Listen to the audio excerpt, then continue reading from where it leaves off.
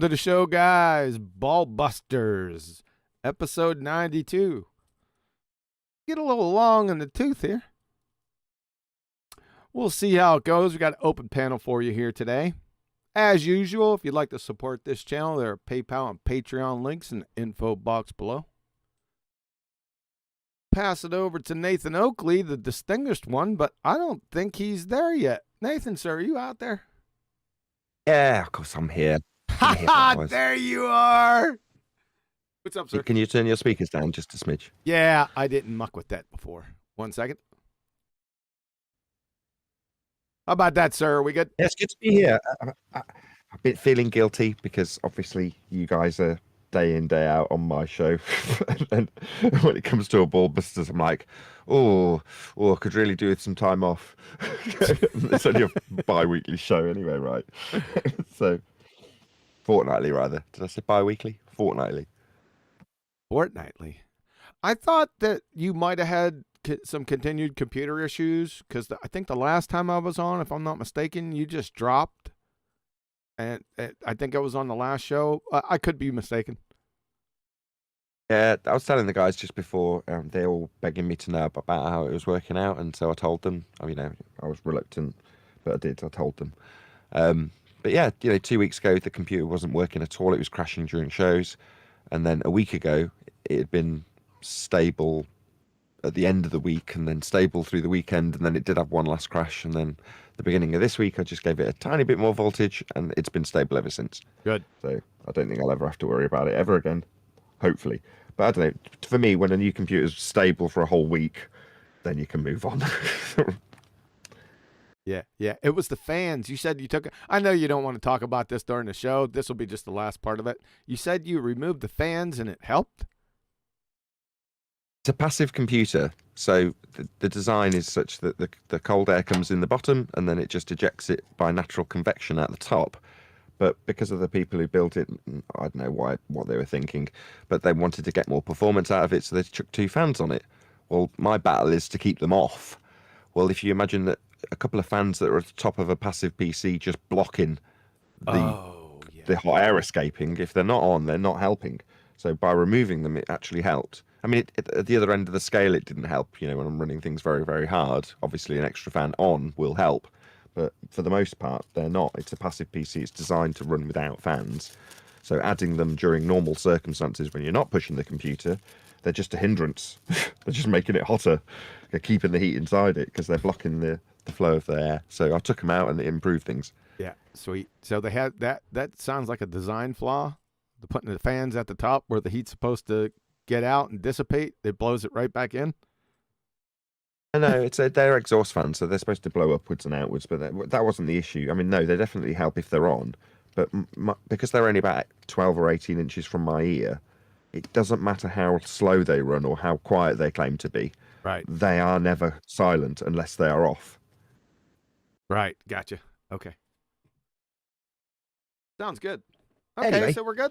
That's a non-issue now. So I literally on my own show as well. My shows have improved tenfold because there's no computer issues for the last week. So literally, if you compare 2 weeks ago's FEDs to last week's, this week that's just ended, the shows then, there's a massive difference between the two in terms of the quality. This last week's shows have been great, or so I'm told. The video quality is still good. I didn't notice any big change, although I wasn't looking specifically. Well, there isn't any visual changes yet. Initially, it's just a transition from one computer to another, so it's not like the show's changed. But over time, it will. I've got the capabilities to make the show better. So, yeah, there may be imminent changes. Adam's going to be helping me just brush up on the intro just to sort of denote the fact that there has been a change, because obviously externally to the people watching, other than the quality of the content, there's no difference, right? It's the same slide reel, it's the same intro, it's the same me at the beginning talking. Right. But behind the scenes, there is much happening with you. It's just happened. We've got Paul on the panel with us now, and it's because of Paul's generosity that he basically bought me a new computer, and that means I've got 5 years ahead of me without any technical woes or technical requirements ever again. As far as I'm concerned, this computer should last a very long time. So that means mine should start going down. It depends what you're doing. If you've got two kids that are throwing drinks around, then there's a good chance when you next service it, it might die at the end, like mine did. But if not, if it can do what it... The last computer I had, it worked, and until it was downgraded because of a problem with, like I say, a bit of moisture damage, when it was downgraded, it then couldn't do what I wanted it to do. But up until that point, it actually could, and there's no reason why anybody's computer wouldn't be different. If you buy it for a purpose, and then you start doing it, from then until the day the computer goes in the junkyard, it's going to do that just as well as it did the day you bought it. Now, that's not true of phones because they downgrade them while you're using them. But generally, for a PC, you put the software on. If it functions beautifully, it will do that forever. Yeah, because I have the same processor as you did, right? No, you had a normal one. Mine was a K-SKU, so I overclocked the crap out of it and drove it very, very hard to do what it was doing. So yes, the silicon, technically speaking, is the same. It's off the same silicon wafer and it's the same production run. But mine was a K-SKU, which just means it was unlocked, so I could tinker with it. Oh, that's over my head. You can turn it up, just like on an engine. If you're turning the RPM up on a CPU, you turn the clock speed up. That's all. I could turn my clock up. You can't on yours. Yeah, I can't on mine. It's pretty quick. I think I'll just roll what I got for right now. I think I'm good to go. And of course, I'm not running as many. It's not got as much of a load on mine as yours does. No, my show has got increasingly complicated over the years, and as you expect, you buy the original computer and go, "This is a breeze. I can run this show no problem." By the end, by the time the computer's going out the door, you're like, "Wow, it's really struggling." And it's not because the show has like suddenly become more difficult. It's because lots and lots and lots of extra software gets added over time. Yes, that's just how it is. Yes. So the demands go up, and then you want higher resolution, and then you want higher frame rate, and so it continues. Yeah. Yeah, I got you. Yeah, so I'm glad. So over the past week, no issues. You're just streaming. Yeah, PC's perfect. Good. Works brilliantly.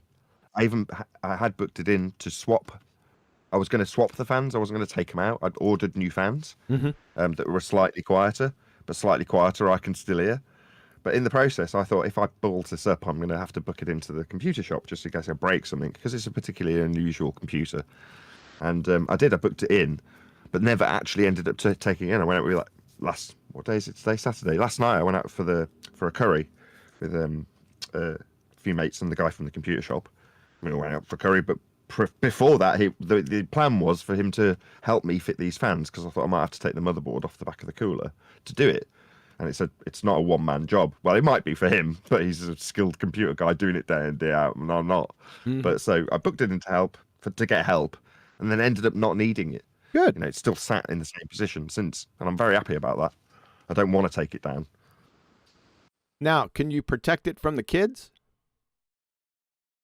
I can, because they're older, because I can just tell them, don't go in that corner, and they don't, because they can understand me. Gotcha. Yeah. Same with the speakers. The speakers are quite dangerous in one respect, because they're very tall and they're very heavy. And if a kid was to run into them, it could break spines because they're very heavy. They're probably double the weight of the child. So, again, you just say, don't go near that speaker. And they don't. But, for the first couple of years of their life, it was very stressful because you had to keep them away from expensive electronics. Sure. Yeah. Yeah. That would be a struggle. Especially as I live in an apartment, there's a very distinct lack of space around here. Yeah. So, yeah. Yes. People being on top of each other's a way of life. But now they're older, you just tell them, don't go near that. Don't go near that. Yeah. Cool. How's things with you? I haven't spoken for a while, other than on, the debate show, and it's on topic. And typically, as these discussions at the beginning of a Ballbusters would be about food, I'd rather it was kept just, how's things with you since the last Ballbusters? Yeah. Why is nobody here? Why are we on Gilded still for this show? Boy, those are a lot of questions.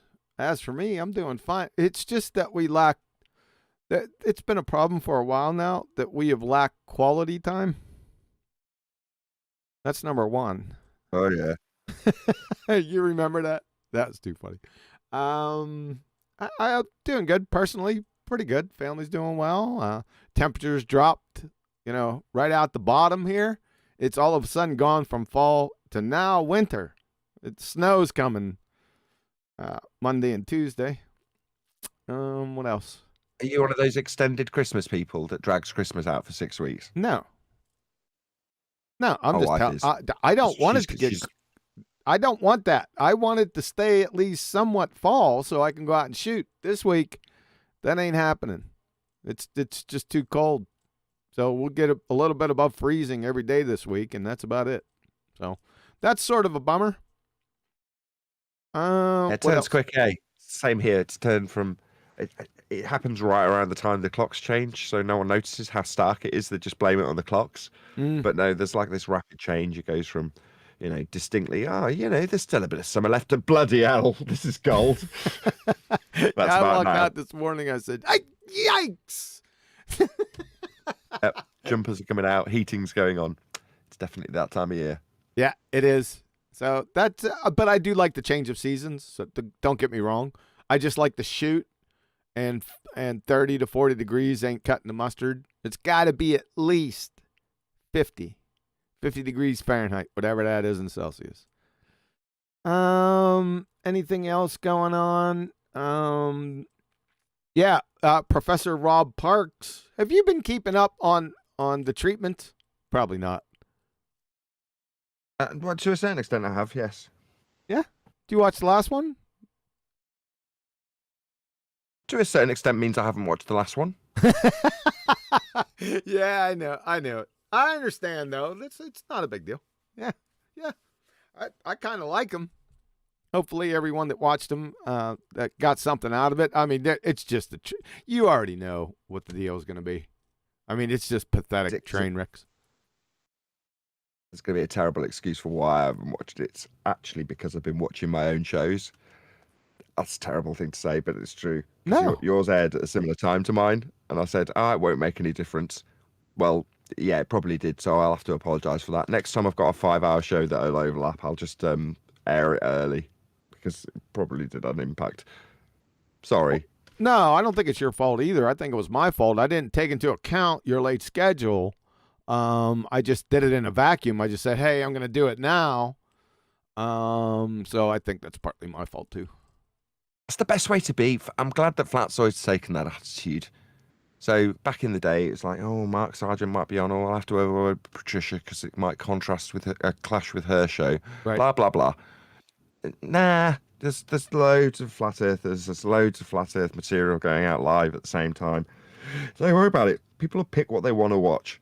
Flatzoid's on and it's good. I will watch Flatzoid. If Flatzoid's on and something else is good, I might stop watching Flatzoid. But so what? That might turn out to be rubbish and I'll go back to Flatzoid. If I'm on, there's a choice between me, literally my own material, and Flatzoid. There's a good chance that if I know what's in that show and there's nothing I want to relive, I'll be on Flatzoids watching. Yes. But just by coincidence, this last week, even if I do say so myself, I've produced some fantastic material, let's be honest. Yeah, you stumbled into one of the treatments of your own. That's what surprised me. I knew it right away. As soon as you started it, I said, oh, yeah, I'm going to sit down for this one. No bathroom breaks. Because everyone knew I was coming because I'd been in denial. So I'd been mainly from people like Neil, who'd been abrupt and said, you need to have a word with Dave Weiss. And then I defended him and said, no. And even gone and listened to the snip of him saying what he said and then defended it. No. But every one of you had listened to that entire video. I haven't. Context. I didn't. No, I didn't. I was unaware. I was aware of it, but I didn't watch it. Okay. But so you kind of had a good idea of what was coming where I was in denial. So you knew something was going to happen. That's why John, now I know after the fact why John was apologising profusely. Because it's like, yeah, I knew that was going to cause the reaction it caused. Or I should have known when I presented it up that may have caused the reaction it caused. But it doesn't matter. That's not, hey, speak of the devil. How you doing, John? I'm all right. Dude, y'all talking about me? Always. That's just saying you're apologising for, disseminating, being the bearer of bad news, so to speak. And it's like, that doesn't need apology.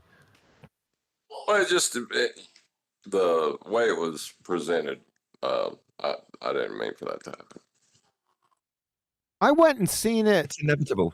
When they brought it up, when John brought it up and Neil brought it up the first time, that was about a month ago, a month and a half. I don't know.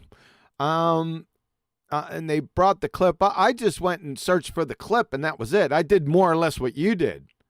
I didn't go through the whole video, right? I just looked at that and I said, oh, yeah, I know where this is going. I pretty much figured that. But I knew that you were sort of partial to David, right? I've known that for years. But I knew that that's as far as you'd go with it. But it just was like a snowball coming down. Sooner or later, this whole thing was going to blow up a little bit. I knew it was going to happen. I just didn't know it was going to happen then.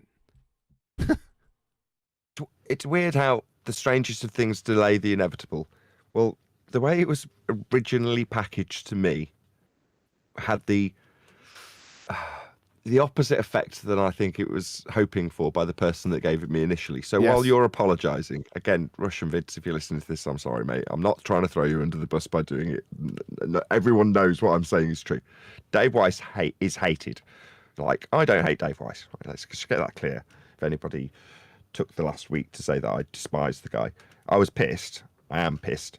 But it doesn't mean I hate him. Russian Vids does, and I know it, right? So when he presented it to me with quote marks around it, I immediately recoiled because it was presented by Russian Vids. Do you know what I mean? Yes. So I immediately turned it around just because of the person who presented it to me. Sure. So in some ways that delayed the inevitable. If it had been presented by John initially, it might have got it did. It would have got the same reaction it got when John did present it to me, John. But yeah, it's just one of them, because that's just how my mentality works. Oh, well, it's Russian Vids trying to stir it. It's Dave Weiss. I've got to be cautious here, right? That's how I reacted to it. Sure. Yeah, that reaction's not surprising. I expected sort of that, and I think it's warranted. If somebody has a real harsh bias, you don't have the full context. I'm not a context guy. I hate saying context, but in this case, it's a player. And I would probably reacted the same way you did. So I don't see a big problem with it. I mean, I know how you are. All the quality time. No, I just know how you are. I mean, there's certain people that are sacrosanct and that I know are pretender clowns, but that's not gonna. It never got in the way.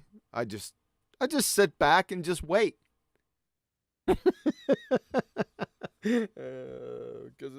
I knew it was going to come to a head, and it's not all on David Weiss. I wasn't all that concerned about that. As soon as John sent me that video, it surprised me that you pulled up the video and started playing it. And I kind of knew that it wasn't only David there, obviously. It was all the other boneheads. And I know that they were going to screw up the defense or the offense. I knew it because they're pretender clowns. See, that's what I was focused on more, not David Weiss. I know that he never had any, I wouldn't say any coherent arguments. I've listened to David through the years here and there, and I've just snickered a few times, like saying, aren't those 2015 arguments? I think I made a mention on it a couple times. Somebody posted a video, and I'd do my typical evaluation, and I'd pull out a clip and then put the reasons why he was a numpty dipshit. I did that with David about 5 or 6 times, right? I don't think you witnessed it. You probably just seen David Weiss and just blew by in BALLBUSTERS or something, but I've done it a few times.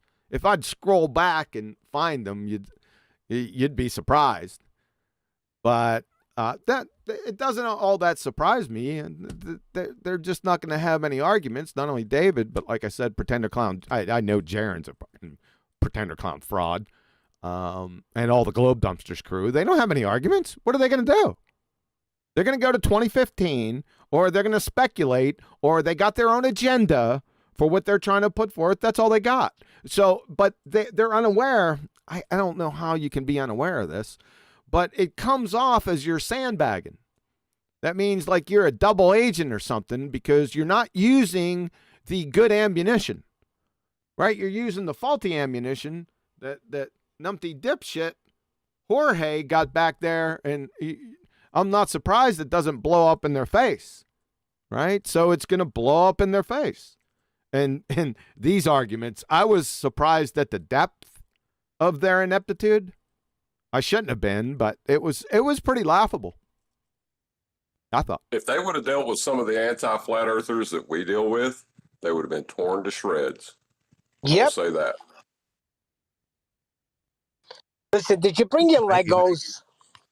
It's been a way for a long time in this arena that you come across a good argument, you put it out there, and you think, that's such good ammunition. It's so concise. Obviously, everyone will want it. Yep. And then you find your fellow flat earthers ridiculing for using it, demeaning it because of the person that's created it, bracing against it. You're just like, wow, what a weird community. Yeah. Yeah, that's So what I don't want the argument to end. That's what irritates. Hold on, but why would... Sorry. Go ahead, Neil. I was just going to say, but why would you not use the best weapon available? I don't get it. It's like going to war and using a 22. You got a freaking M16 in your hands. And you ever used 22? Not too Neil? much difference. That's an assassin's bullet, I know. Don't worry about it. I've got a better example, though. So I won't ask you, Neil, because I don't know that you'll respond in the way I want you to. Sorry. But you use a bow, right, QE? Yeah. Subject, I'm sure you're pleased me using it in an example. Yes, I am. Right. So I'm sure. So when you first got your compound bow, the first compound bow, did you just pick it up and shoot straight through the head of a rabbit? No. No. But you had the compound bow. It was there in front of you, right? Now, I went to a little course. We're not going to get into the whole thing. And there were compound bows laying down. It was my first introduction to it. And I walked over. That's what I mean. I'm not done yet. I'm not done yet. I picked it up. I'm just saying that's the bow I'm talking about in my example. That's the bow. Brother. So the first bow you ever picked up. Yeah. I picked it up upside down and backwards. Perfect. That's the response I wanted. Right. The first time you saw that good ammunition, in quotes, I know it's not, but you know what I mean. Yep. That you picked it up upside down and backwards. And so therefore, to get to the point where you could shoot it at 20 yards through a rabbit's head, that took what, QE, to get to that stage? I was just shooting at a rabbit from 30 yards 3 days ago through trees and everything, and I was center punching it. So it's been, I would say I did that the other day, but I could have done that about 5 months ago. So it took a good 4-5 months of shooting on a daily basis. Perfect. Exactly. That's why they don't use good ammunition, because unfortunately you can look at a trained soldier and say the only reason that man's a killer is because he's got an AK in his hand. Well, no, he's been trained how to use the weapon, and he's been disciplined in how he should be using the weapon and how the weapon works, so that he understands the weapon when he fires the weapon. That's why they don't want to do it, because it takes effort, Neil. It takes discipline. And oftentimes they hear the concise rendition of the argument, like the Black Swan. If the Earth's a sphere, radius 3959, every distance to horizon measurement can be no more than 1.2 times the square root of the observer's height in feet.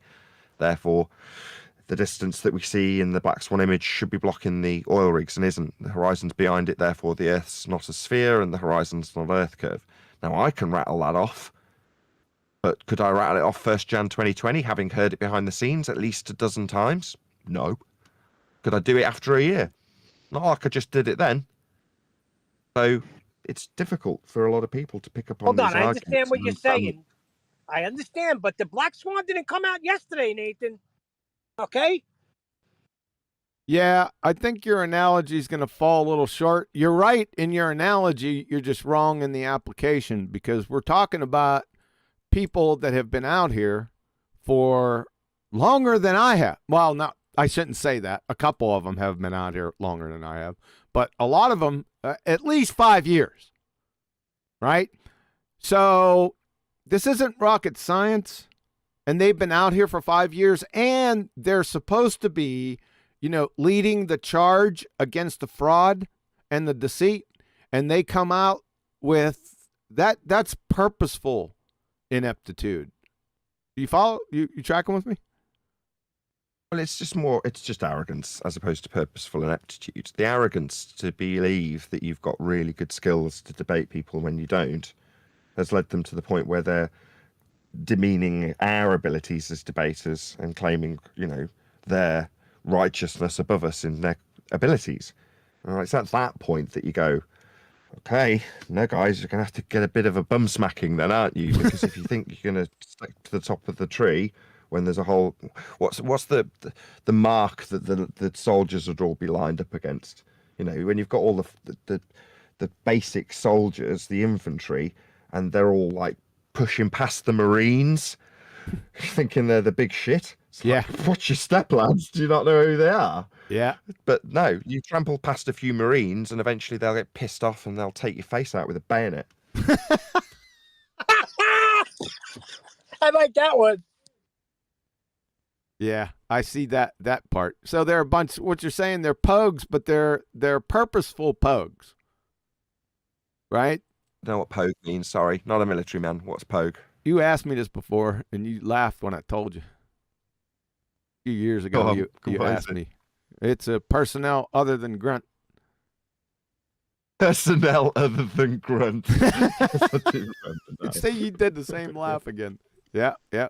So you got the what you're saying is you got the soldiers that are in the rear with the gear, bowing their way in, elbowing, their way up to the front lines past the infantry, or grunts. In other words, infantrymen are called grunts. So they're personnel, they're pogues. So the pogues are bowing their way in, trying to get up front, whereas they haven't trained, they haven't prepared themselves when they should have trained, right? Because the information's been out for years and years and years.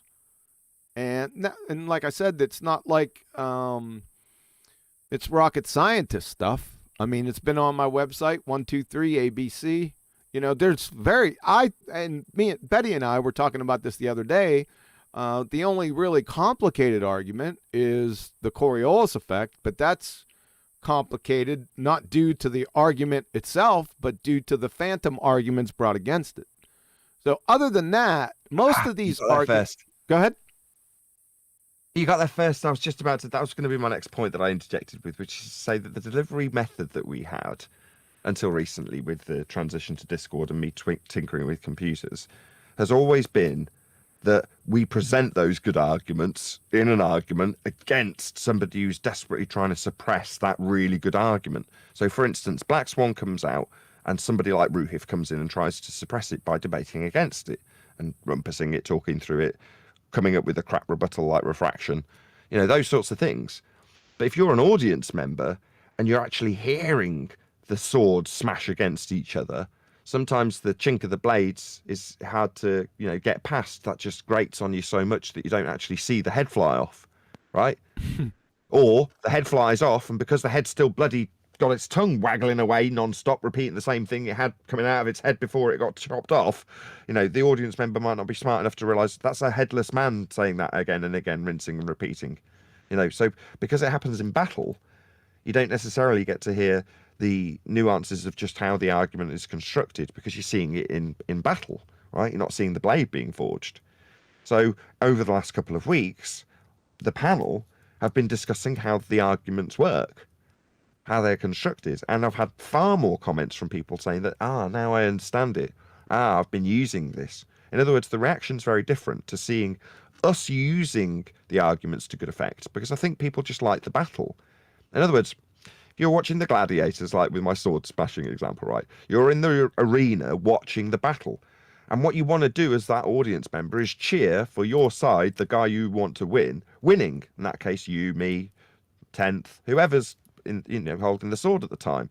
But it doesn't necessarily mean that you're studying the form of the sword or how it swings or how it was sharpened and made and the process to get the blade sharp. Sure. You're just there in the arena at the end of the day watching the battle and going, yeah, he won, he smashed his head in. But then outside the gates of the Colosseum, when someone says, well, You know how he swung his hips to take the head off? And the guy goes, not really. I just saw the head go flying, you know. So, but if I gave you this sword now, audience member, do you think you could swing it like the guy in the arena did? And they go, probably not. Like, yeah, but you've seen so many fights. You're here every weekend. Yeah, I really like fundies getting their heads chopped off. It doesn't mean I want to swing the sword or would, paying attention to how it was swung so I could ever attempt to do it myself. Sure. I know this is in regards to people who are in our arena for 7 years, by the way. I'm just talking about the general Joe Normie who watches. Yeah, that's fine. I understand that. That's good to go. I don't have a problem with that. But now that we're talking about two different people groups, we've got the globe dumpsters who are supposed to be the infantry, but they're peckerless. In other words, they've got nothing. There's no training. When they should have been trained, they're expected to be trained, but they come out and show that they're not trained. That's a different animal.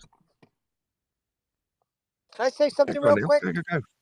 Well, when that happens, you get a guy like Bryant, and he treats them just like what they are, pogues. And he cuts their heads off. And how embarrassing is that? That Bryant guy, while he had quite a bit of book learning, he didn't understand how to debate, because there were several times, if he would have just pushed their concessions, he could have humiliated them a lot more than he did. You're right, but he still made them look stupid. I think he made himself look stupid. Most of what he was saying, most of the things, while he was on crack, or some serious espressos, like 10 of them. It was just the regular. Now, there was some nuanced stuff that he kind of sort of did know, but he was like convoluting it as usual. That's what usual baltards do. I don't know what to make of him. I already said that I was going to go through and do the treatment. It's going to be difficult because I've got a bunch of players instead of just one or two. I've got to deal with not only Bryant, but all the other pretender clowns, the flat earther pretender clowns. So that's going to be a little bit more difficult. Let me clarify on the electrostatics thing. He made them look a little stupid there, if you ask me. Like I said, I'm going to have to listen to that whole thing, to their whole thing again. I can't remember. I know he train wrecked himself a few times. Bryant, I mean, just screaming watermelon-sized hitting curveballs, right? That could have been destroyed by just your average flat earther, like Nathan was talking about. Just somebody that has watched our, flat earth debate just for a year. I mean, he could have been destroyed relatively quickly right out the gate. That's what I was sort of pissed at. Sure, you're looking at this. There's two different sides to the coin with Brent, because you're right on the one hand, obviously, as I and everyone on the panel were going through his remarks and just ripping them to shreds one by one in terms of the globe earth claims. I think what Neil's saying is, when it came to the standard that perhaps we would like to be seen laid down with nonsense assertions that come from our own side, or any side, it doesn't matter where it's coming from, actually, he did a reasonable job, because he took apart their claim. So there was various points where Adam, fortunately, was commentating on how he's taken apart the reversal of the polarity, which would send everything flying into the air in thunderstorms. That was disseminated by him in a manner that we would approve of. You've taken their example and given it back to them in the farcical nature that the world would be if their statements were true. You can't really ask anything else of the guy in that regard. In the back and forth of nonsense, there's stages where they're both talking nonsense about downward biases. So in those particular moments, I totally get where you're coming from, QE, because every word that's coming out of everybody on the panel's mouth is wrong. So it's like you're getting about 3 words out of one person, having to summarize how they're wrong, going on to the person on the panel's response to it, And then you've immediately got to stop again to explain how their response is wrong, and they haven't Yes. understood how the person who's made the comment in the first place didn't understand their own rhetoric. Yes. So it takes forever. Yes. Exactly. You got it. Yeah, but I signed up for it, so I still got some business to do with Rob Parks. Oh my God. This last one, like I said, you need to listen to it because it's got the Coriolis effect in there. But there's much more than the Coriolis. It's just basic fundamental stuff, just train wrecking themselves with every single statement. I have to fight not to stop it at every breath.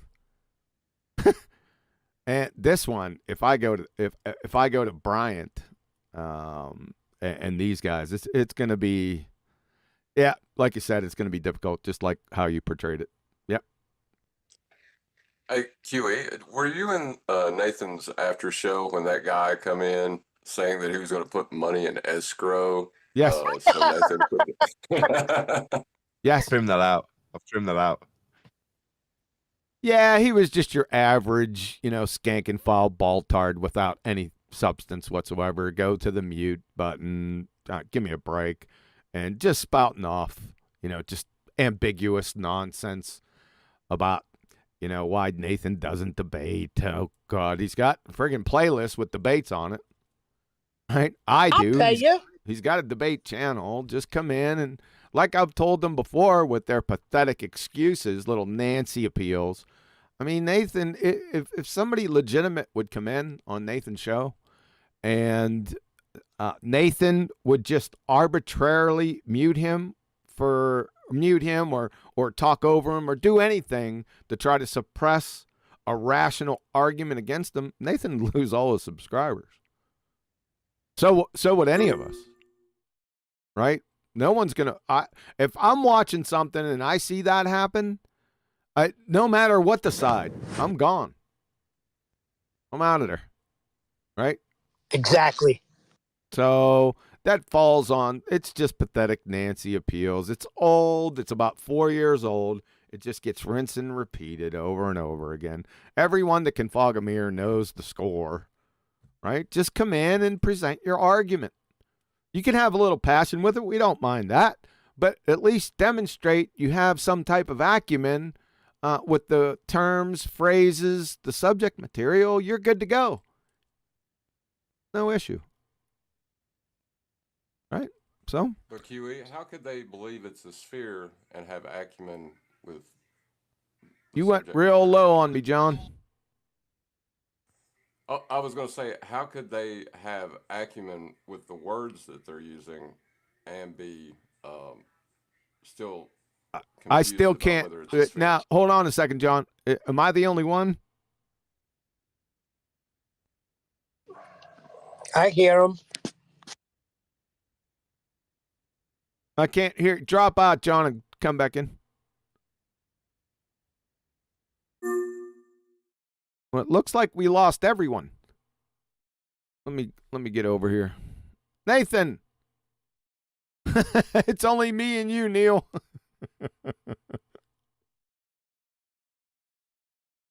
Uh-oh.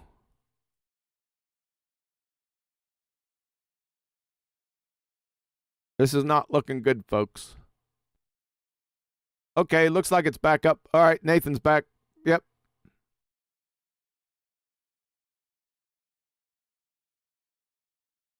Now I'm gone. Uh-oh.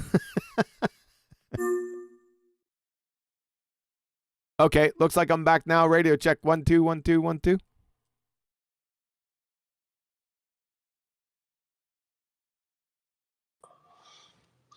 I don't like this freaking thing anymore, this Gilded. Hold up. Gilded now. It's going bonkers if the audience can hear me. Yeah. It's just going absolutely bonkers in Gilded. Yeah, you're good now, Nathan. Everyone's back. John, are you Oh, here? great. Yeah. You're still low. If you can hear me. Yeah, while I was tying up my new computer, this was the kind of crap that I'd be having while I was having RAM issues and overclock issues and all the other new PC issues. And then Gilded would start doing crap like this and he'd be like, is it me? Is it my computer? No, it's Gilded.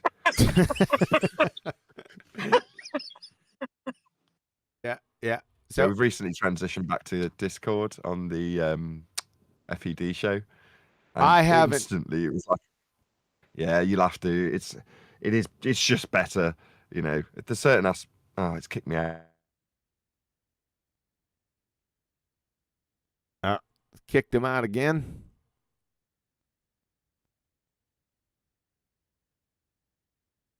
Yeah. Oh, it kicked all of us out.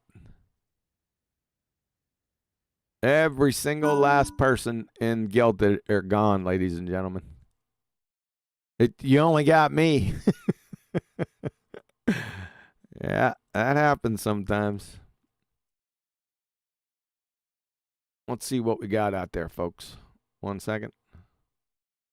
Neil's back. Sorry about this, folks. We're just having some technical difficulties with Gilded.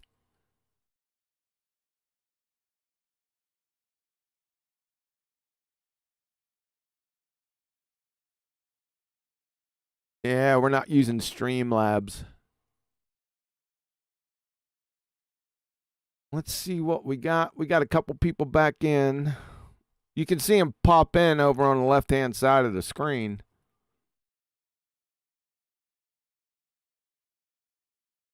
Like Nathan's back. Radio check out there, guys.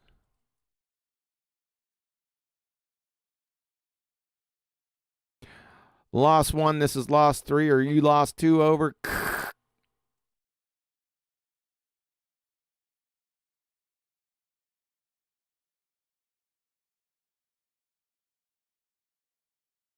Yep, it looks like it's not happening. You are missing. Thanks, Betty. Can you hear me at least? Radio check 1. Yeah, you should be hearing me.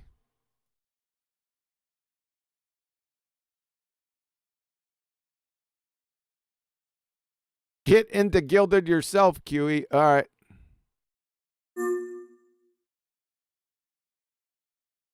With people joining with mobiles that just can't seem to stop themselves making background noise. Thanks, Betty. Like this happens. Just join Discord. Just join Discord. Can you get into Discord? If so, join my panel. It's open. Nah, I can't. I can't get in there right now. We're all back. We're good. Okay, if you say so. Yeah, I'll give it 5 minutes. Yeah, I can't. I don't have Discord. I can't get in there right now. Are you still there? Yeah, have you not set yourself up with an account already? No. I mean, there are other options. You don't have to use Discord if you don't want to. I mean, there are other apps you can use. That's not what he means. He means immediately, or I do. Oh. Or I do. Right, we'll stick with. I mean, this seems to be functioning okay now. Yes. That hopefully will have not lost you a shitload of audience members. No, I think we're still good. Let's check. Thanks, Betty. Appreciate that. Betty told me to get my butt into Disc or into Gilded because it kicked me out and I was unaware of it. So we're good. Right. No, fair enough. I thought you were gonna say she put another 10p in the meter. And now it's working again. Yeah, that's what she did. What did she exactly say? She says this. Get yourself back into Gilded, QE. That sounds like Betty. It does sound like her. I had the same issue. I lost my credit card. By that I mean I forgot which coat pocket it was in, so I cancelled it, and obviously that causes a load of issues with things that you've set up. One of them being G+. So in the middle of a show, it's like, you got 5 minutes left. Tight You're not paying us. Yeah. And you told everyone to go to Discord, and then you found your credit card or something, and it pulled back up. That was too funny. I just do the normal thing that a man does when he's got an intelligent wife. He goes, wife, help me, I've made a mistake. Yeah. Please help. She did. Yeah, she did. So what you're saying is you're thinking I should get back into Discord? Is that what you're trying to say? I think so. I mean, just like I say, Paul was just saying, it's not like Discord isn't without its technical issues. It's got plenty. I know we'll have them. But on the other hand, they're familiar technical issues. This was new on me, right? I've used Gilded for a while now, and having all of the guests play hopscotch in and out of the chat for no reason. That's a new one, right? Yeah, that is a new one. You're right. Yeah, I think on reflection, it's just I wanted to love Gilded, right? It's the underdog. It's got better sound. It's very familiar in its layout, but it's so bloody buggy.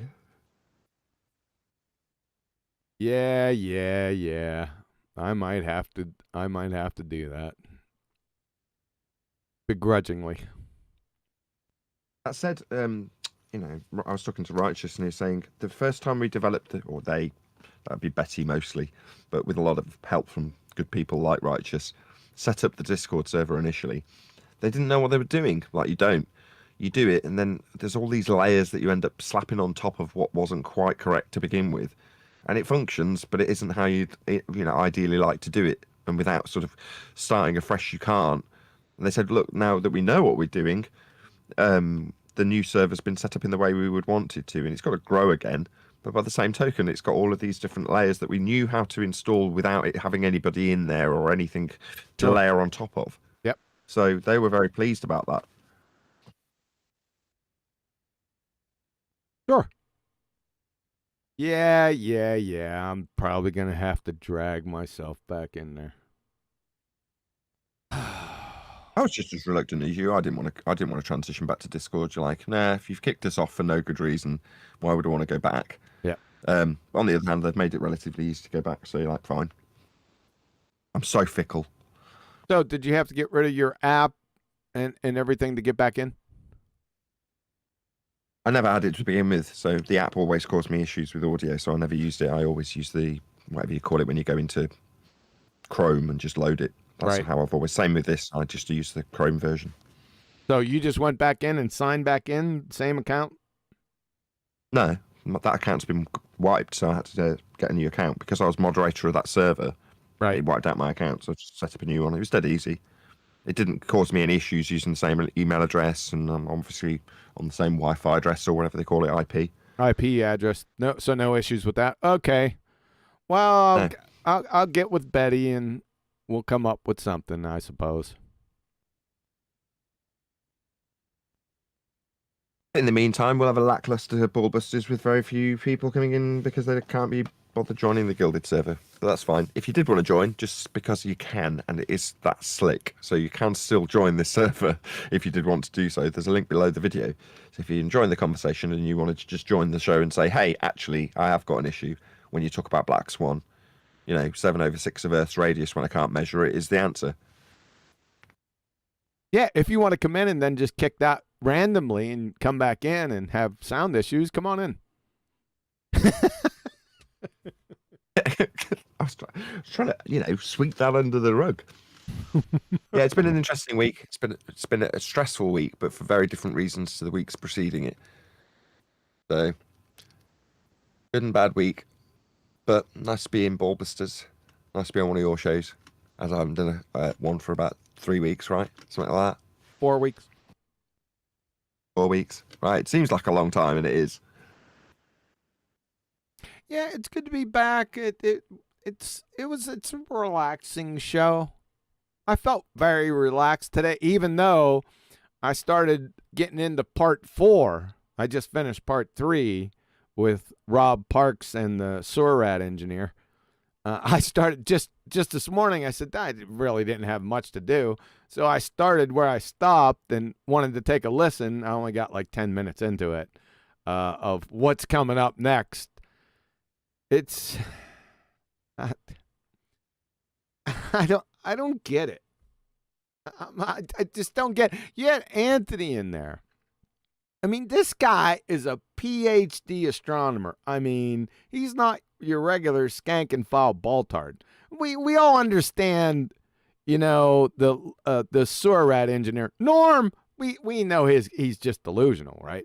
I could really care less. I like his little additions, his little plane flying backwards that he didn't realize that he did. But the level, you had Anthony teaching this guy for the most part, and for nearly 5 hours. And this guy wasn't getting anything right. Wait till you see, I'm not going to give it away. The next part of this, and I think it's close to the beginning. I'm not giving anything up, but this guy makes just a fundamental, just train wreck that's emphasized by the Lion Surrat engineer, but and has it presented to him right on screen. He reads it.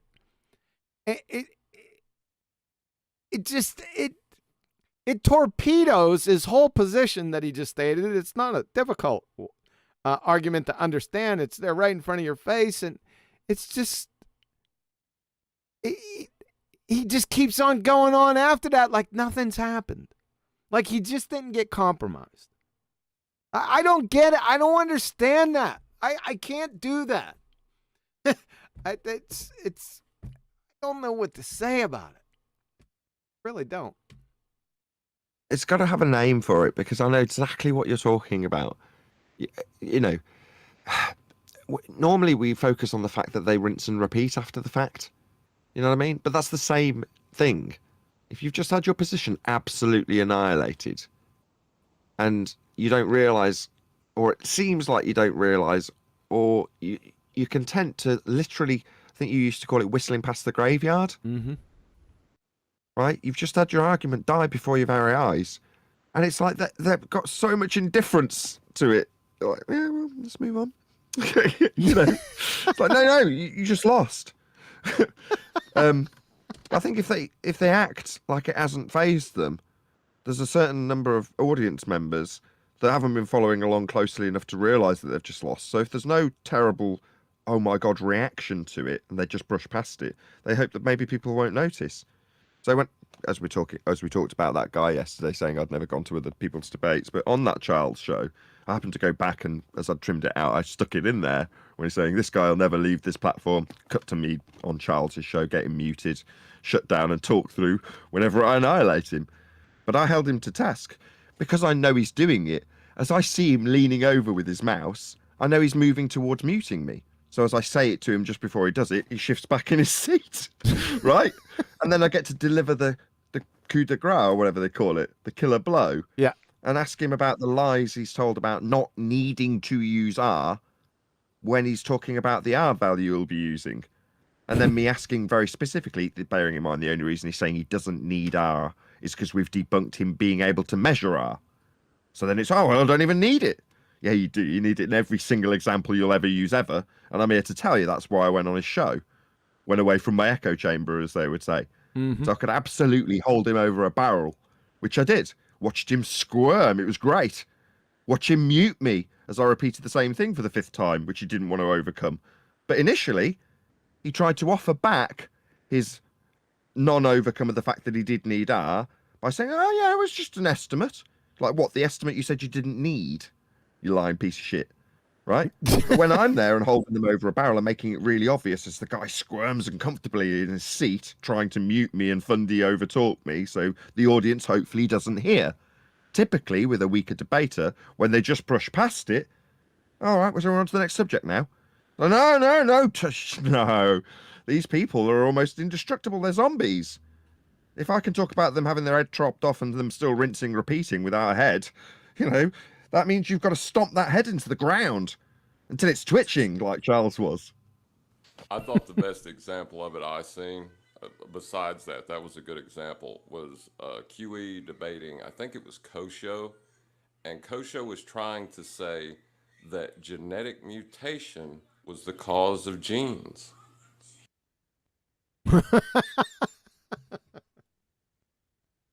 Yeah. Yeah, something that I can't remember exactly what it was. Yeah, that was pretty stupid. I had to think about that for a second. Cause of genes. It's a concrete noun. Yeah, he was claiming. Yeah, it's Uh-oh. Levi. Uh-oh, we got trouble in the midst. Evening. Evening. So the core of the genes, that would be Levi's, wouldn't it? Yeah, the Levi genes. Now, he was claiming the effect was the cause for the cause. And QE was pointing this out every time. He's like, you're just begging the question of, and I think circular, I can't remember what other fallacy you pointed out, but he just ignored it and reasserted it again. You know, just ignore it, reassert it. How Yeah, can but I be it's- begging a question if I haven't even asked a question?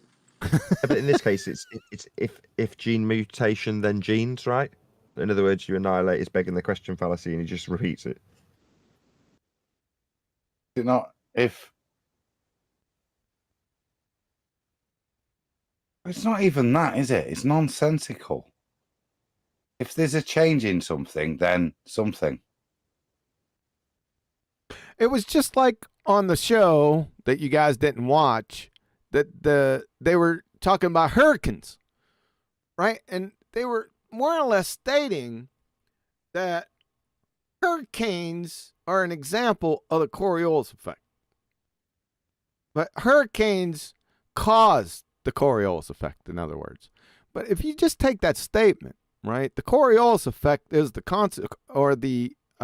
consequent. And it was so silly. How can an effect cause anything? You following? Grammatically, it's a train wreck, right? But yeah, it's begging the question. It's even more. It's so non sequitur. It's difficult to put it into words, but even grammatically, it's non sequitur because it's an effect. It's not causing anything because it's an effect. For goodness sakes. You guys follow that? It's people like Kosho, because when it just brings you memory of all the different stupid things the guy says. So, for example, on the same track, you've got those assertions that you're talking about when they talk about hurricanes, and I'm pretty sure it was Chocolate saying that got Kosho to the point where he's describing the cyclical nature of these winds actually moving straight, because that's the only way it can be described when he's got himself on an Earth that's turning, non-inertial turning reference frame for his Coriolis effect. Well, if you're going to describe winds that are actually rotating, but claim it's an effect that is induced by you rotating beneath the winds, then that Coriolis effect would be the wind's not actual deflection. In other words, it's not really turning at all. It just looks like it because I'm turning beneath the wind on a turning Earth. So therefore, the wind is actually, according to Kosho, the Dumbo on his turning Earth, moving in a straight line. And I think, like I say, Chocolate got him to say it. By the way, Dave Weiss, if he's listening, right? That's when you'd welcome someone to Flat Earth, when you get them to snatch their own wig off and declare something ludicrous that affirms our position rather than their position. Once they're talking about planes flying backwards or hurricanes moving in straight lines, yeah, that's where you can welcome them to Flat Earth. Yeah. I think I used that. I'm fighting the tendency to go ahead and bring this part up. This new part that I was talking about. Let's go ahead and do it. No, we're going to go ahead and do it. I'll go ahead and put it on screen and just wait until you guys catch up. Now, I don't know if it's exactly here. We may have to wait a few seconds. Like I said, it's in the vicinity. When we get there, I'll let you guys know. I'll stop it and say, okay, get ready. How about that? We won't get to hear the sound though, will we? Only the audience will get it. So no, you'll hear it. In my NASA. Oh, okay. No, you're gonna hear. Here, let me know if you hear this. Everything is, to me, is a ridiculous argument. Call it whatever you want. Great. Yeah, you can hear that. Sooner if not. Yes. Yeah. So okay, just relax. Just relax. I'm close to it, and I'll stop it just before, hopefully, they get into it. We're not going to do the whole thing. Just one part. So here we go. Want to quote you, call it unicorn farts, but unicorn farts predicts that two mass unicorn farts. This guy's out. He's gone, man. That's a really important point. You know, Have we stolen What? I only have unicorn one parts? sentence. What? Yeah, and how important is it? Have we posthumously got to accept that he's the first guy that suggested unicorn farts? I've not heard it. Unicorn farts, this old bag, or has he nicked it from you? I think he did. That's not important. I don't know who's speaking. Who's the guy talking? Okay, now? Who this said guy. unicorn fart? Yeah. Well, you can't. You're not watching the live feed. No, but who's speaking? Who is that person? Okay, that person is the Rob, the he, the him, the PhD astronomer. The guy at the top. This guy. Okay. So let's just relax on that topic. We'll get around that one. I want to get to the topic that Is there anything more pertinent in the whole of flat no, Earth? there's going to be something. I'm telling you, just chill. Masses will come together. Unicorn farts can be a part of the standard model, which I don't believe you understand. Okay, now we're here. So this guy, the Rob, brings up the standard model of particle physics. He just tells Anthony that he doesn't think Anthony understands the standard model. So everyone's on the same sheet, right? Everyone's ready to go? Yeah, here we go. Let me make it a bigger screen. We don't need the chat. All right. Hold on, Adam. I don't understand then, because the claim that gentleman's just made, the Rob, is that the standard model includes unicorn farts. Just leave the unicorn farts alone. Just to the audience and everyone on here, get rid of the unicorn farts. He has just charged Anthony right out of the blue without knowing what the standard model of particle of physics is. Okay? So that's where we're at right now. Get ready. Here we go. Have you even studied gravitons in any way? Is gravity part of the standard model, yes or no? Yes, it is. Is it a fundamental force in the standard model, yes or no? Yes, it is. No, it isn't. You don't know your own model. Oh my God. Wow, you just said that to an astronomer. Yeah, we just said that to an astronomer. That's right. Remember his claim up here that gravity is a part of the standard model. Anthony has just told him, no, it's not. But Norm, the lion surrat engineer, has just backed him up. He start laughing. He bent over like, oh my God, you don't think gravity is in the standard model of particle physics, trying to make Anthony look like an idiot. And then Anthony just comes out and says, it's not part of the standard model, right? Whether it's science to you or not, he's the one that knows the most. All right. He's the one, Rob is the one that knows the most. Why are you, and now we're into 3 hours and 21 minutes of him not getting anything right the whole time. So he's white knighting for the Rob, being a PhD astronomer, right? That's what's going on here. And Anthony is just going to wipe his he's going to whip around by the short hairs, but these guys aren't going to get it. Watch what happens. Quick side note. Go ahead. Side note. Go ahead. To say, you seem to be moaning about the fact that the moderator is like completely on the side of the globetard and backing and moving those wrong. It's a neutral platform, though, isn't it? That's part of the course. That'd be a neutral outcome platform. Neutral outcome platform. That's standard. That's fair. That's reasonable. That's a new one. The neutral outcome platform. No, very well done. That's what they wanted, and that's what was lauded. The video we've been reviewing, not lauded not only for its cordiality, but that we can agree to disagree. A neutral outcome platform. I like it, but you're getting off topic. We're going to get back to that. No, but I'm allowed to be bitchy. We are, Adam. Just stop play dumb. What's the standard model? What are we talking about exactly? What are they arguing about? It's on the screen. Standard model of particle physics. He's outlining it right now. The standard model of particle physics. Yeah, got it. It's important. It's important to state why gravity is not included at the orders of magnitude issue.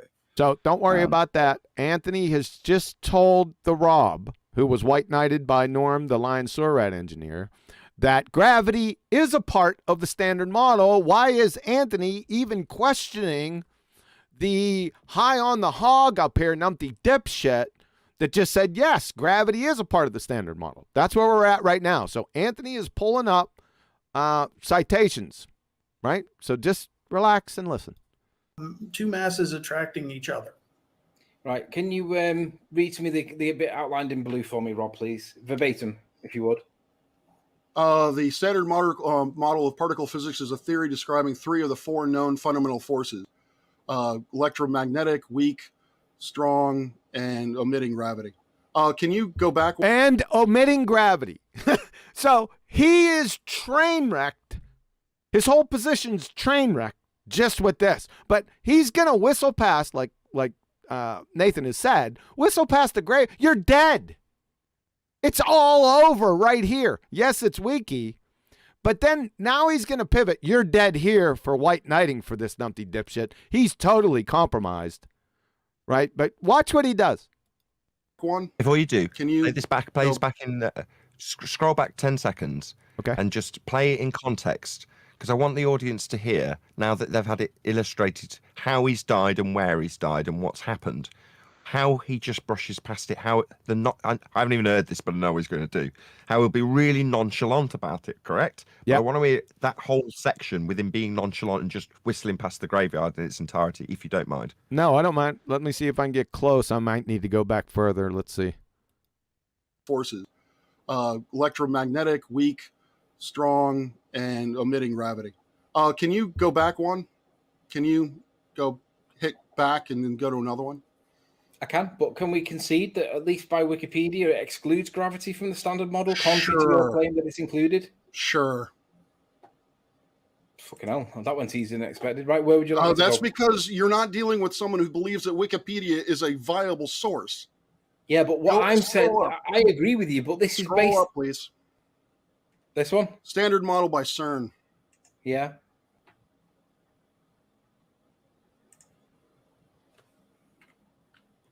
Can you read that?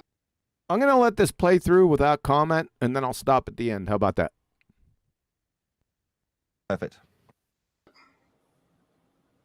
Theories and discoveries of thousands of physicists since the 1930s have resulted in the remarkable insight into the fundamental structure of matter. Everything in the universe is found to be made from a few basic building blocks called fundamental particles, governed by 4 fundamental forces. Our best understanding of how these particles of 3 of the forces are related to each other is encapsulated in the standard model of particle physics. That's what we've just discovered. We've just established that. Gravity is part of the standard model. What? Gravity is part of the standard model. No. You don't seem to have understood, right? Look at what it says. Our best understanding of how these particles and 3 of the forces are related to each other doesn't say 4, and we know which 3 it is. We know which one it's not because we've just had it, haven't we? The one that's not is the one that you read from. It says there are 4 fundamental forces in that 3. CERN definition. It 3 said of them, 3. we know Said how 4. they interact with each other. Don't We lie, it said 4. understand. It We didn't say understand 4. how Look, 3 of them it did say 4. are related to each other. We It don't didn't understand say how 4. gravity is related to the other 3. That's what CERN is saying. No. The reason why... 4 right, fundamental forces. It's right there. Where does it say 4? Called fundamental particles governed by 4 fundamental forces. All right. Okay. Yeah. Okay. So our best understanding of how these particles and 3 of the forces are related to is encapsulated in the standard model of particle physics, which excludes gravity. Do you know why it is? Gravity is not understood as a force as of yet. Oh, you dumb shit. I got to stop it here. This tells you right here our best understanding of how these particles and 3 of the forces are related to each other. Here's the important part, is encapsulated in the standard model of particle physics. There's only 3. Now, they do mention 4 up here, but that has nothing to do with the standard model of what we're talking about, of how we're slamming your face in there, PhD. You see this? Intellectual fraud. Yep. Is Right. that like Go ahead. Is that like That's when you just don't broad. understand toppled from the thrones, replaced or superseded? When you don't understand what those words mean, so you can keep gravity as a force? Is that about the level that's on? We are not even getting into that depth just yet. He just can't read. They're reading. It's just flat out wrong. Exactly. He just can't read. He's flat out wrong. He's been shown wrong, and then he's decided that where it defines that, yeah, there's 15 forces, 3 of them are part of the standard model. He's like, but there's 15. No, you're not reading. You don't understand English. Exactly. You got it. Yep. Let's see their other Nancy appeals now that they train wrecked themselves. I'm sorry. Let me be more specific. Gravity is Welcome not to the flat carrier particle. The carrier particle of physics has not been. The carrier particle of physics. Also, just kudos to Anthony for an accurate and correct application of welcoming to someone to flat Earth. Yep. So he has read out his own demise, aka snatched his own wig off, and then Anthony has welcomed him to flat Earth. That's contextually how you do it, Dave Weiss. If you're going to steal my shit after telling people that you don't watch me, at least do it contextually correctly, like Anthony just did. Yes, sir. Yeah, let's see what else. I can't remember everything here. I'll just play it out. Let's see where we go. Welcome Has to not Flat been Earth, and we discovered. don't belong. So which do you think is the other force? The fourth force? They're referring to gravity. No, look, it expressly says our best understanding of how these particles and 3 of the forces are related to each other So, is encapsulated. what are the 4 fundamental? See, he stops him right at the important part. He interrupts him right before is encapsulated in the standard model particle physics, which was the subject of the discussion. What is contained in the standard model of particle physics? Is gravity contained there? His position was, yes, of course. Why should you even ask Rob, the all-knowing of his own fuckwit religion? He didn't even know that. And he's just been exposed. Neutral outcome moderator that backed the incorrect assertion of one of the guests isn't going to stop the incorrect guest he backed from interrupting the coup de grace and repeatedly rumpusing it. Yeah, neutral outcome moderator. I've experienced that. Let's finish it up here. It should be just a couple more seconds. I don't know where to go. Forces there. Hang on. This is what I'm asking you. But it says of the 3 forces are related to each other is encapsulated in the standard model of particle Weak, physics. strong, and electromagnetic. And when we go to what is the standard model, it says that 3 of the 4 known fundamental forces, not gravity, right? So when you said that the fundamental forces was gravity, that's not true, is it? It's not part of the standard model. You were wrong. Can you at least admit that you got that wrong? Can you Google Grand Unifying? Go Google yourself. Let him admit that he was wrong with the basic fundamental tenet of his fairy tale religion. Theory, please, and shut tell the me fuck what up. that is. That wasn't a rhetorical question. It requires an answer. Can you admit and accept that when you cited that gravity was one of the 4 fundamental forces in the standard model, that is not true? I will admit the possibility that I'm wrong, and I will look it up. He's going to admit the possibility that he was wrong, and now he's got to look it up. It was just looked up for you. You just read it. You freaking bozo of a fraud. You're finished. That's it. I'm not going to play anymore. That's it. I'll give a metaphor then. So earlier when I was like, their tongue keeps waggling after their head's chopped off. Yep. This is that. Yes. Anthony's removed his head. While it's on the ground bleeding, he's still saying, 4 of them, including gravity. Yeah. How dare you ask Rob? How dare you challenge the Rob of his knowledge of this is his job. He's the expert. And then just like the hammer comes down, like Thor's hammer, just come down, just batters them both about the head and shoulders. I loved it. It's similar to a Catholic priest not knowing what is said in the catechism, being challenged on it, and then saying he's going to have to look it up by someone who's never read it. Yep. Right? Yep. Unbelievable. Shout out to Mike808. Appreciate that, sir. And Tony Wickham. How's it going, sir? Omitting gravity. Ignore that citation at all costs. Yeah, but who was the guy that agreed with him? Who was the guy that agreed? The neutral outcome moderator? there wasn't any moderator there. Just the Surat engineer. He's just like a bystander. That I don't think there's any moderator there. Okay, that's fine. It doesn't matter for my example. So that bystander typifies your average Joe baller, right? There's a priest in front of him, and it doesn't matter what the priest says. He's the priest, isn't he? So he's right. Now, if someone comes along and challenges the priest and shows that the priest is wrong, the man will say nothing. Nothing at all. But he'll watch the priest lie like a total shit, not say anything either. So the priest, the man watching this happen, knows that the guy next to him, the one who was cheerleading and backing him up, he knows he's got absolute control over that man. What's his name again? Surat something or other.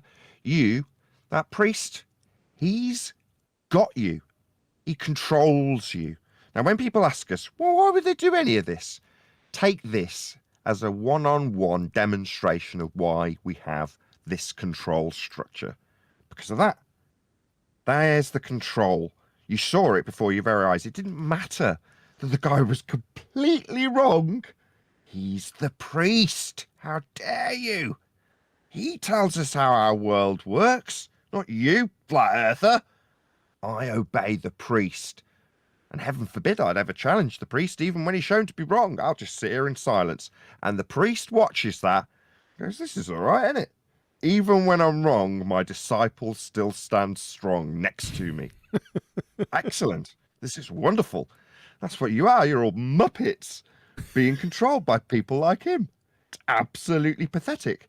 Now, when I say that in the pit that we all find ourselves in here in YouTube only, right? You see it as hell, and I see it as heaven. Why? Well, because upon my ability to demonstrate this and show this and verbalize this that's happening in terms of control, yeah, I realize that I'm free of those shackles. And the guy who's in the same pit, this Surat's Rob guy, he's in the same pit with us, right? Same arena. He's definitely not free of any shackles. He's being used as examples of how the control is in place and what it is used for. Here's a direct example of it. And what's the outcome when I lay it out like this? Well, there's one person in this scenario that's shackled, controlled, manipulated, abused. And who's that? Is it me? Is it Anthony? Is it you, QE? No, it's the guy who made it explicitly clear that you don't challenge the priest. He's your priest. This is a religion. And you're all very much kept under control by that system. There's your example of it. priceless, wasn't it? Well, it's Go ahead, John. I was going to say it's a religion that's mirrors the competence hierarchy of the true sciences, though, so it can be a chameleon, you know? Oh, he doesn't know that he's not challenging. I tried to explain this to the guys who were out having a curry last night, and I was saying, look, if you're 150, 200 years ago, or maybe even further, however long it is, that the same structures were in place, but only with the church. Now, I'm not trying to offend Christians when I say stuff like this, but I'm just saying when they exercise their control based on their, we're the only ones that can read the book, and we're the only ones that can interpret the book, and the way the book is interpreted is that you'll be doing this for me or giving me that. Yeah. Now that's what I'm talking about in terms of the control structure from that religious system. But in that instance, you've still got a priest, and heaven forbid anybody ever challenges the priest. And the priest is exercising the exact same control through a religious structure about the world we live in to control the people. Now, at that point, 200 years ago, if you're that guy, you don't think to question the overarching notion of the Christian view that's being portrayed to you, you wouldn't dare even think of it. It's obviously how they say it is. It can't not be. It'd be heresy. So it is just that way, like it is just a globe moving around the sun. Heaven forbid that's even ever considered to be challenged. It's the same exact thing. But you don't know to 200, 300 years ago say, well, maybe we should be questioning like everything that they say the world is when they disseminate this from the pulpit. You wouldn't do it. And the people of the common man now wouldn't do it about heliocentrism. That's the overarching thing, and however the priest disseminates the information is what sancta is. You can't challenge it. And there he's saying it, right? He told Anthony. It's beautiful, man. This is a great example. I can see why you wanted to keep it tucked up for your own show, but this is great. Yeah, it stood out to me as, like I said, I got into it this morning. It's like a post flag. Like you said, you recognized it. It's a lot deeper than I thought it was. I like the White Knight. Why would you question the priest? He is the all-knowing, the Rob, the he, the him. He is an astronomer. And you're questioning whether he knows something as basic as this? And then Anthony just pulls it right up and just train wrecks him. And now I can understand it was something really complicated, but it wasn't. It's just the basic fundamental. Is this a part of this? Nope. Right. I'm about to wipe the smile off so many faces who thought they were unshackled. Yes, the problem, though, is that many people who come to this type of discussion are happily smiling along about those poor shackled fools on the globe side. What's that you say? I can't challenge Bob? It would be heresy to challenge or even consider challenging the idea of counter space and incoherent dialectric. Does this sound familiar to anyone watching? Has the smile gone? What's that? It's harmful to the Think church. it's the same? You think it's different? No, it's not. It's harmful to the church, community, when you challenge. Yeah. You guys are really Church. taking this. Yeah. Or the community. Yeah, you've got it.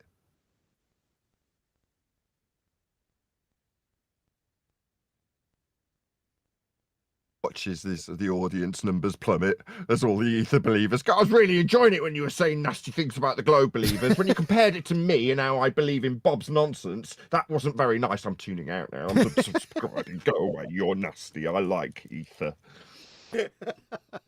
You guys are really running with this one. It was pretty powerful though. I thought.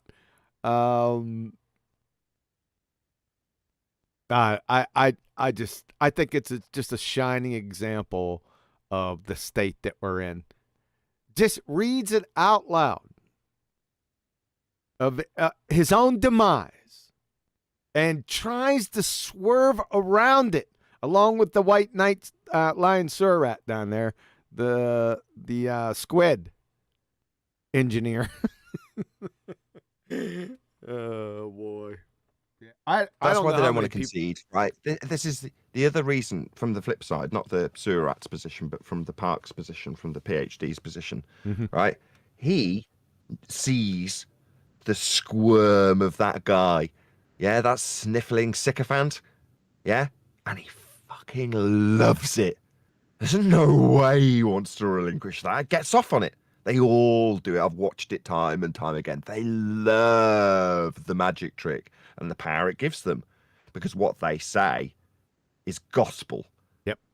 I use my words carefully. And you're they right. don't want to lose that.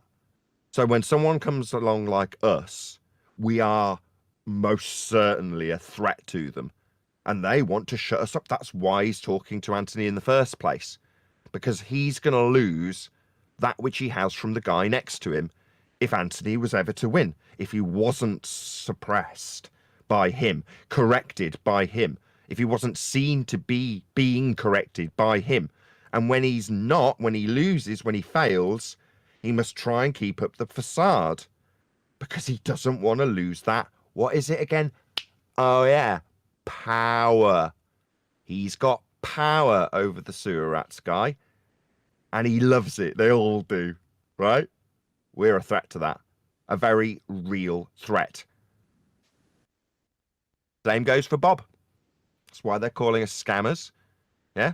It's nice once you step back and reflect on these things. We're a threat to them. They're scared of us. That's the reality. That's why they're lashing out and attacking us and calling us scammers, because they are scared of us. They were inconsequential to me before, what's his name, Whitsitt joined the panel, and like any other fundy, had his nonsense pulled apart.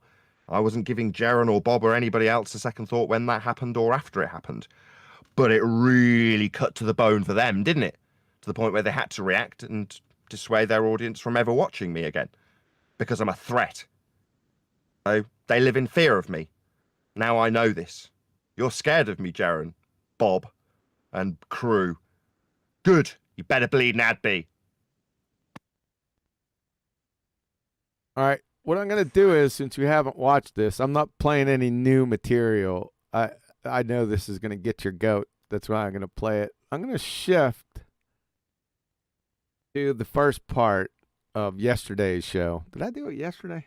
What is today? Saturday? I think I did it yesterday. Yeah. Let's see what you got with this. Straight that the Earth's rotating for that possibility to exist, because you can't just infer it. That would be silly. That's like inferring that Venus is the same size as Earth, and the Earth is. I don't know why that's silly. Yeah, exactly. So, if you can show that the Earth's turning, then we could say that there might be a net effect there, and one is significantly bigger than the other. So Foucault pendulum doesn't do anything for you? No, because if Foucault pendulum. This pisses me off, Nathan. This guy comes out just like a typical ball tart. He just spurts out terms and phrases, right? Doesn't the Foucault pendulum do it for you? Instead of letting him speak to the Foucault pendulum and what his argument is, Anthony does it for him. It drives me nuts, but here, just listen. Pendulum showed that the Earth was turning underneath the pendulum, then it should show with every flight, every drone, every helicopter, every bullet, every missile, every rocket launch, we should see the same effect under all of those objects. And we don't. We never see it. And you never see it. We never see the effect of Coriolis ever. Hurricanes are not measured on Coriolis. That has been measured in every example that you have. So Rob is querying Anthony if he has measured something that doesn't exist.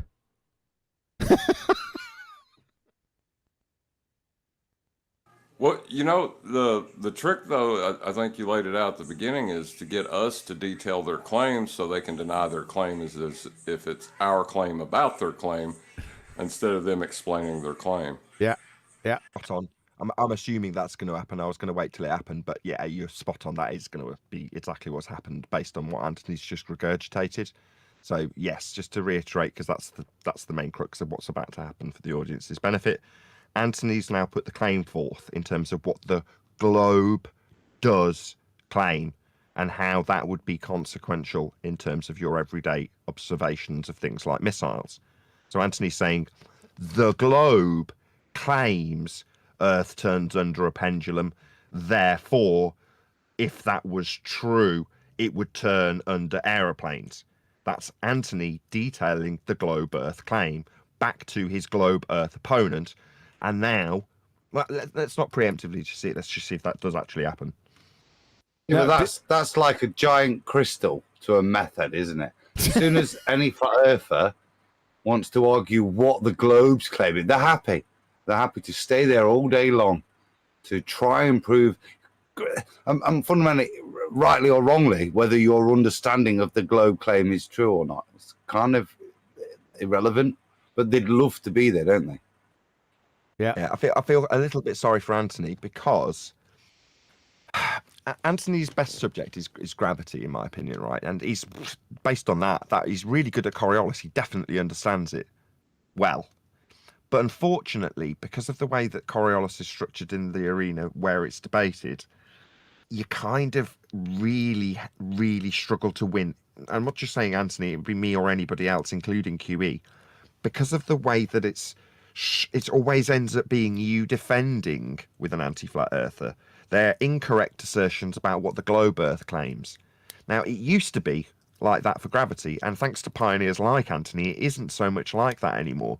thanks to his bloody hard work, and Darwin for that matter, and QE, and a lot of others. But I'm just saying, with Anthony, because he's on the table now doing this, Anthony did a lot of work with gravity, and I almost feel sorrow because I feel like it's my failure in this subject, because I often get held up as the poster child as someone who can debate Coriolis well.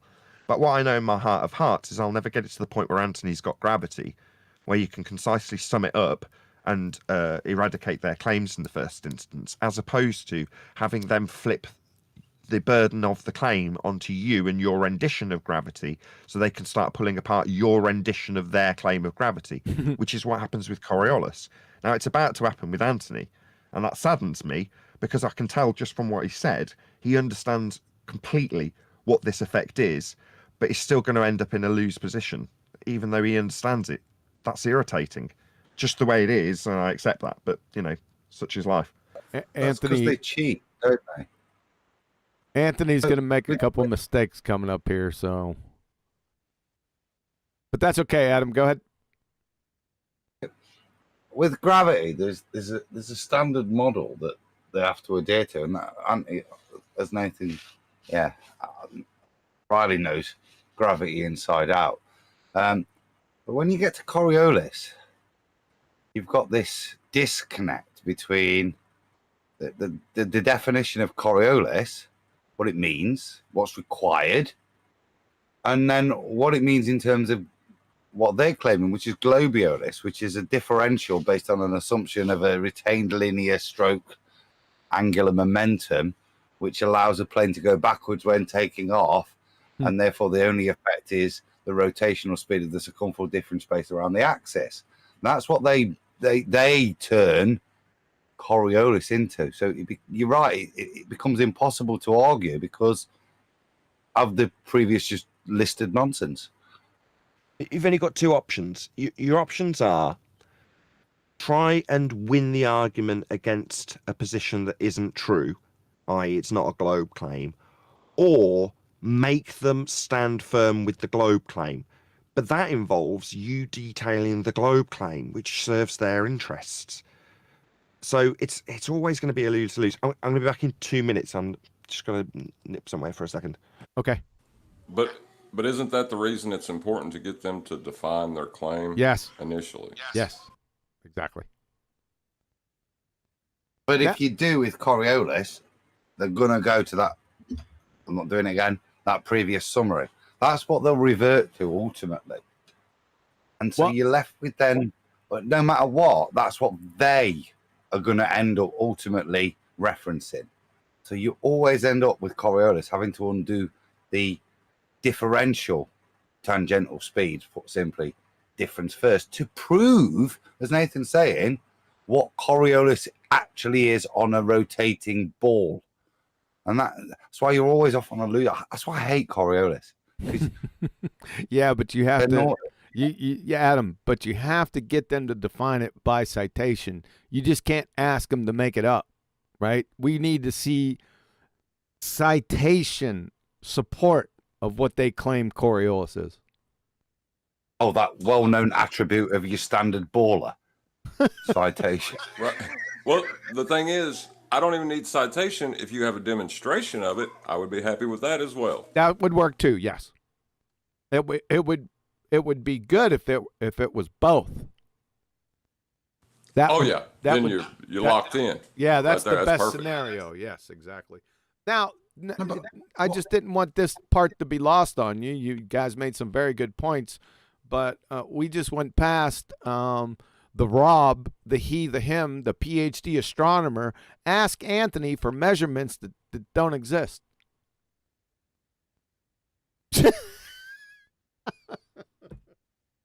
I know it was subtle, kind of maybe bypassed you a little bit, but it was there. Because Anthony said that it doesn't exist, and he asked him for measurements. Yeah? And you that's measured an odd that. thing to ask somebody. All right. I don't want to start it before Nathan gets back, so. Well, yeah, just trying to quantify something that doesn't exist. That does kind of sound stupid, doesn't it? You think? Too funny. Well, I was a little bit caught up on the defining it part. Like, that's really important when you're trying to, especially if you're dealing with somebody that's got so much more authority in the subject, perceived Exactly. authority, I'll say. Exactly. You got it. Yeah, I would definitely, when he said, and you know the way he said it, so the Foucault pendulum doesn't do it for you? You say something like that to me, I'm going silent. Okay, go ahead. What? Go ahead, explain the Foucault pendulum, please. From what I've seen, they don't do too well in that either. They can't even decide whether it's swinging back and forth, a figure eight, or it's a perturbating. I think I've heard that before too. Like, they can't even describe what's happening. Exactly. Yeah. So I'm just, as soon as I heard that, that's what I would have done. Go ahead. What's your position with the Foucault pendulum? And hold on a second, I'm gonna get the popcorn. That when I first went through this, that was what I was thinking. But he kind of knew that Anthony, because Anthony knows pretty much all the Baltard positions. He knew as soon as he brought up the term or the phrase that Anthony would just be all over it. So kudos to him for doing that. I think it's a slime bag move. Anthony should have recognized it and just shut up, but he didn't. That's okay. It is extremely skeezy. You wouldn't expect that from a priest, would you? No. All right, we ready to roll yet? Nathan, you back? I'll take that as tacitly as a no. Well, if I say unicorn farts don't do anything for you, and you ask me how I measured them, do we both look stupid, or do I look stupid for asserting unicorn farts? Obviously, that's rhetorical. Yeah, I was trying to. Yep. I'm trying to give Nathan some time here. I'm I know.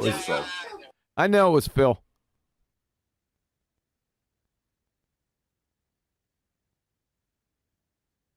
Adam, you don't got nothing to say? We need you now. I'm sneezing. Just a sec.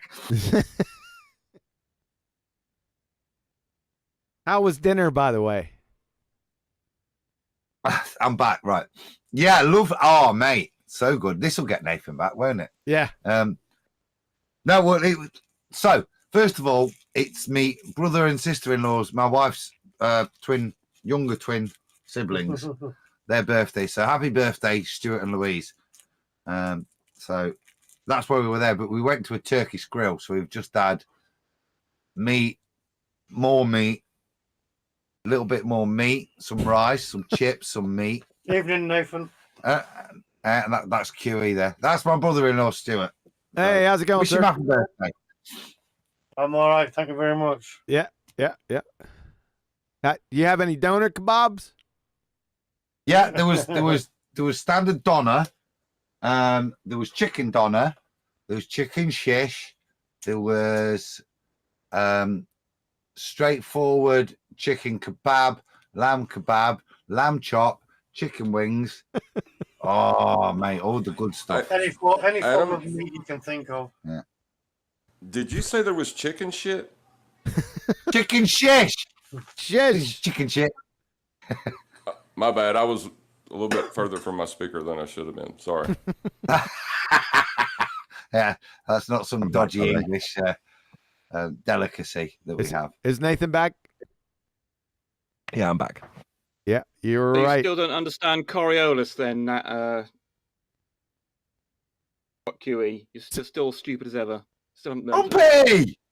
All right, bro. How you doing? Okay, yes, I just thought I'd treat myself to some piece of low IQ idiocy just for amusement. Oh, it's good to hear you haven't changed. Yeah, baby.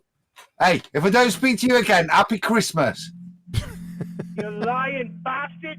Why would we want to talk to Rumpus? He's absolutely idiotic and a liar and a deceitful shit. I mean, why we're entertaining talking to a man who's a liar? That's what I and called he's him, a talked to lying us. bastard! We've listened to, and now Neil's doing it. We've listened to his ad homs. He's ad hommed us 3 times. Now I'm ad homming him, but he doesn't want me. He doesn't want me poisoning the well in the way he poisons the well. The guy's a liar. He lied about the geometric horizon getting in the way, and all he does is talk through people. Yeah, he's muted. Get rid of him. Yeah, he doesn't get to come on to my show. I don't know Yeah, how he so got. I don't know how he got His in trick here. is come in, poison the well, and then the moment I started pointing out the truth that the guy's a liar, and I can prove that's so, he talks straight through it. Yeah. That's what they do. It's all he's got. He is a liar. Well, he came and called us all low IQ. I can prove he's a liar. He is a liar. If you believe him, you're an idiot. Yep. Well, More than He enough. mentioned the word refraction. Was he refracting what? Is he claiming was it the geometric horizon that does exist or doesn't exist that was It was refracting? the one he was claiming was blocking the Isle of Man. He was saying it was Wouldn't let proof you get that it was out because blocking he's a things. lying shit. He's a liar. Yeah, that's a man who lies to you. And he started rumpusing before you could point out where you caught him lying. You see, Neil, right. and that's why I had to make sure I wished him happy Christmas, because I knew I wasn't going to speak to him again this side of Christmas. You weren't going to Yeah, speak so if to you're him caught in again. a lie, just like the examples we've been giving on this show, right? So we all listened to his poisoning the well, right? Nobody interrupted him. But then I'm like, okay, you've had 2 or 3 bashes at us, telling us that we're low IQ and we're stupid, and you're just coming to talk to the stupid. Okay, all right, so we're going to talk to a liar. I'm going to now highlight your blah, blah, blah, blah, blah, blah, straight through the top. Yep. Yeah? Because we've got him. He's done. He's dead. He's already had his head removed. That's a ghost coming back. Yep. All right, we want to continue with the main material. Ready? Yeah. You have just mentioned. Well, I'm sure you believe that, but have you got any supporting evidence for any measurements of Coriolis? I will leave the whole bullet thing and the maybe Norman can speak to this since he's a Navy man, but So just because he's a Navy man, Rob thinks he's like a bullet expert. This idiot squid swabbing the deck squid. That's another belly laugher. I will leave that to those who are more knowledgeable on that. But yes, I do believe I have seen documentation that says the Coriolis effect needs to be taken into account for long-range artillery. So he believes he has seen documentation that the Coriolis effect or long-range artillery is needed. The Coriolis effect is needed. So he believes that he has seen documentation. I'm going to let that go for because I'm going to get to more of the meat. That's fine. You can do that. Just be aware that is an appeal to authority fallacy, though. You're saying that you believe others have done it, and you'll appeal to that fallacy, but not have the evidence yourself. As much as the Rob There's is awesome, the Rob can't do every single mistake. Say again. Sorry, there's the first mistake. So, to win this argument, you've got to tie down their claim. So that was a good opportunity missed, as far as I'm concerned. You don't have to accept this, Anthony, but that's just the way I'm going to say it is. So, at that point, he's saying, as far as I've seen, or as far as I recall, or some wishy-washy, blurry, deliberate nonsense, he's clarifying the Earth turns under gunfire. That's what he's clarifying at that point. So what Anthony should have done, well, he doesn't have to do anything, but this is what I would have done, is say, right, great, let's tie that down and put a full stop after it. So your claim, so we're all clear, is the Earth turns under bullets after they leave the gun. Because once that's done, we can say, great.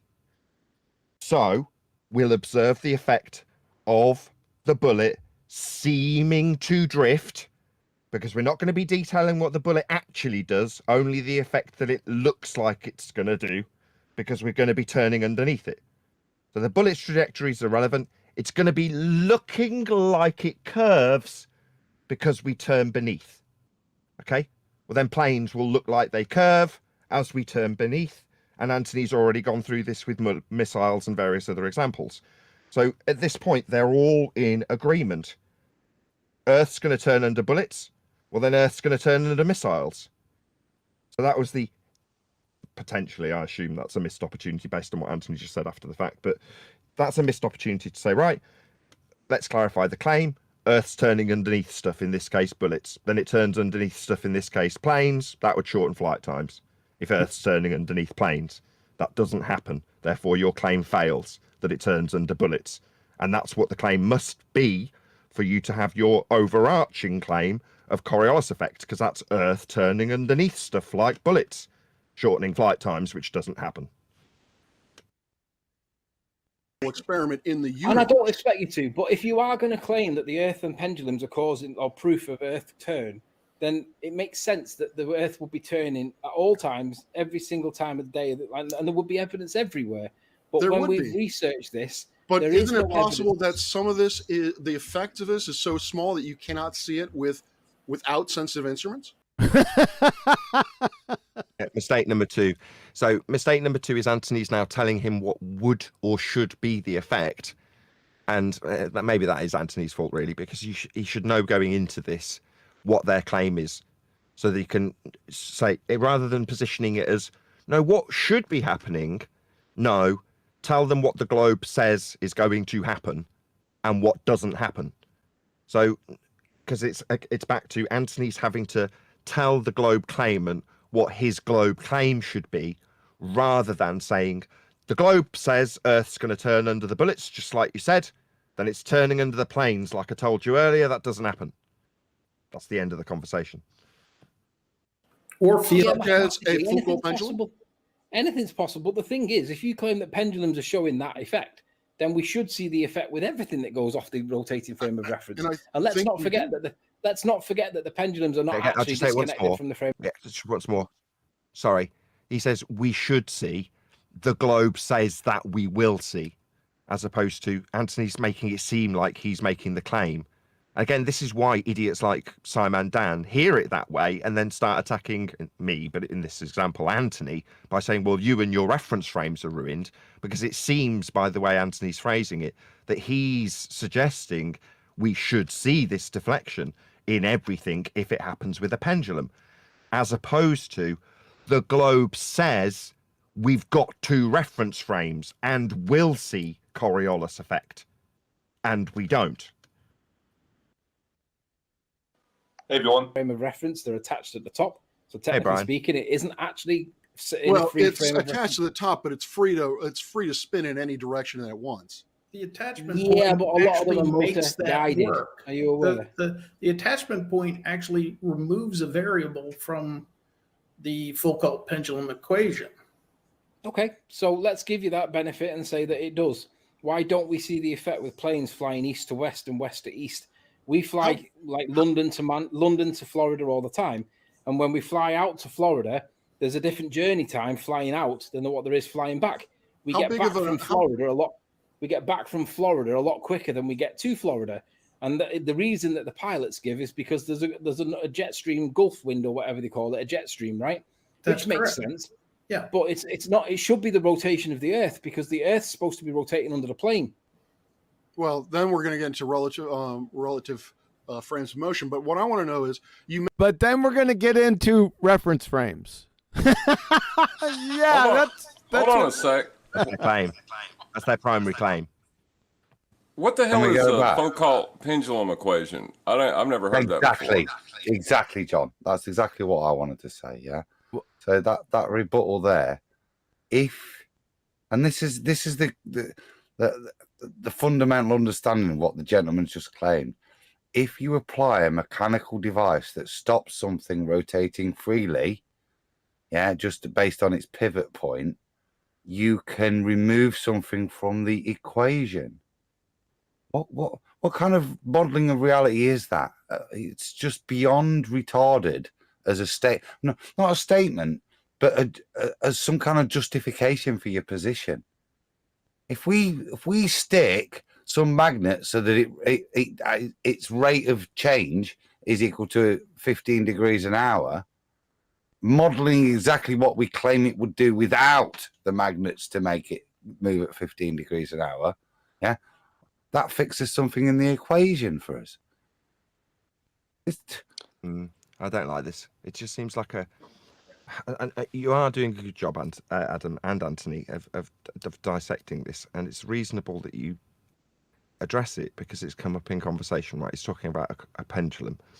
However, all that needs to be addressed is what the pendulum is being used to claim, as opposed to how the pendulum works. It's majoring on the minors, rather than talking about what's the pendulum actually claimed to demonstrate true. It's claimed to demonstrate that the Earth turns underneath the pendulum as it swings back and forth. So, Earth's claimed to be a non-inertial turning reference frame. So it turns underneath things that are in the inertial reference frame, like bullets and pendulums, according to the opponent. So if it turns underneath bullets and it turns underneath pendulums, then it turns underneath aeroplanes, and Earth, does not. It's complicated. So my sympathies. Riley's just done that. Right, Riley just said, right, they said that thing. Riley said, not verbatim, but the same thing. He went straight to airplanes and the effect it would have if this effect is happening. And that's when he came back with that bit of crap that you just said he's not. This is the point of Coriolis, you see. It just allows bullshittery to profound because people just are allowed to make profound statements that have nothing to do with it. It sounds intelligent, and then you've got to deal with that. And correctly, as you're saying, you've got to keep pulling it back to that point, and that's difficult, to be fair. So, but it's just nonsensical. This. Yeah, there is a Foucault. Now, hold on. He's correct. There is a Foucault pendulum equation, but it's irrelevant to this situation. So go ahead, Brian. You wanted to say something. How relevant, John, is the equation if I put a mechanical device at the top? It's not. It has zero relevance from that point on. Exactly. It becomes completely void of purpose. Yep. Go ahead, Brian. Thank you. I'd like to point out something. I brought it up before, but I didn't really stress it enough. What they claim, the globe claims Coriolis effect, but then what they try and claim is Coriolis effect. So that's why they don't claim an east to west drift. They claim there's only a north to south drift, and they're claiming that Coriolis causes hurricanes. What they're actually claiming is not the Coriolis effect. They're actually claiming a north to south deviation. They're actually claiming. Yes. Now it's ridiculous compared to considering the fact that they're claiming that we're on a rotating globe, and that there's no east to west deviation. But they're actually, when they're asked about north to east to west deviation, they say, "Oh no, you won't see that. It's only north to south." And what normally happens then is no one then attacks them on the north to south. Right, attack them. I did this some years ago, as I said, many times with George Netchuk and the late George Netchuk on Ranties, and he proved that he couldn't prove it. There was no deviation with their flights because there isn't north to south. So what happens is they say no, there's only north to south, and people start arguing with them. No, there is an east to west. You don't need to do that. We just need to go straight to north to south because they're not claiming the Coriolis effect. Because what they're claiming is not the Coriolis effect. They're claiming a deviation, a north to south deviation, south to north deviation. We just show how that doesn't happen, and that's the end of it. So our rebuttal to claim, our response to the claim of Coriolis effect is to say the Coriolis effect is a globe claim. Coriolis effect is real, and that a claim is that things deflect because we turn beneath them. And that doesn't happen. That's our rebuttal. We don't see globe-based Coriolis effect. We're saying there is no drift. The globe says there is 15 degrees an hour drift. It's the same drift is claimed to be demonstrated in the stars, but they also say it's demonstrated in bullets and gyros. So we're all clear. Globe claims there is drift, and we show how there isn't any. Then anti-flat earthers start describing actual drift in aeroplanes and how much actual drift the plane will or will not experience. Now, Coriolis effect has no actual drift in the effect. It's something looking like it's curving because you turn beneath it. So when you see a National Geographic example of Coriolis effect, they throw a ball over a roundabout in a straight line and have the viewer's point of view, the person on the roundabout, see it looking like it's curving. Well, that's the effect the globe's supposed to have. Things looking like they curve through a goal because you turn beneath the football after it leaves the ground.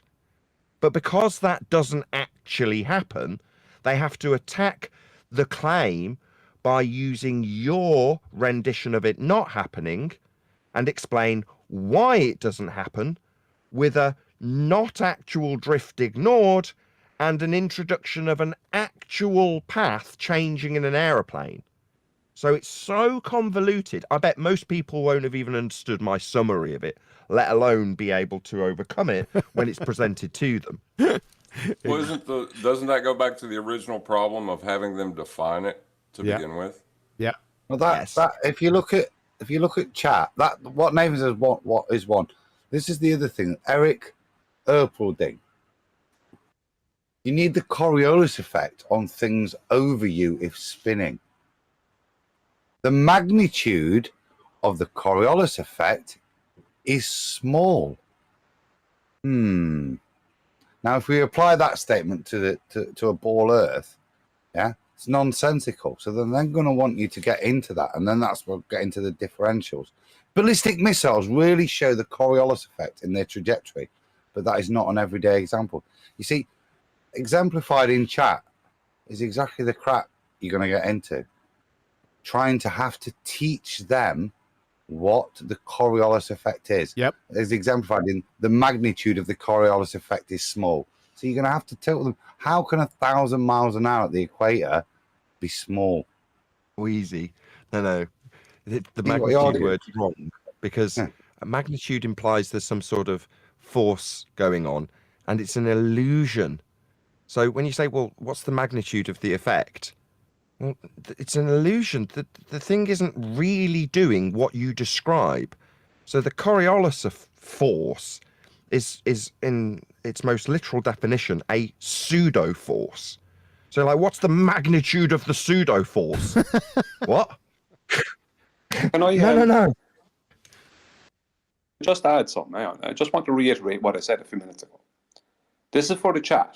Would the chat give us a yes or no? The ballers in the chat, this lad Eric or whatever. Our pilots, or do pilots have to, and our pilots for a deviated course, flying north to south and south to north.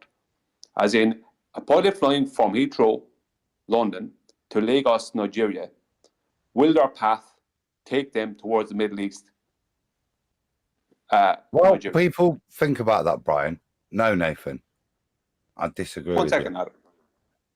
The point I'm making is... disagree with Nathan's last statement. Do I not understand the word magnitude then? Is my understanding of the word magnitude wrong? Yeah. So the magnitude of they're not claiming the Coriolis. Brian, I know you've got an interesting and coherent point that's on topic, but we want to discuss the semantics of the word magnitude, so shut up. Okay. Just for a sec, just because no. Okay, the magnitude of the Coriolis effect. Now we can say it's a pseudo force, fine, but its magnitude should still be there, and it's the magnitude of it is based on the ball Earth.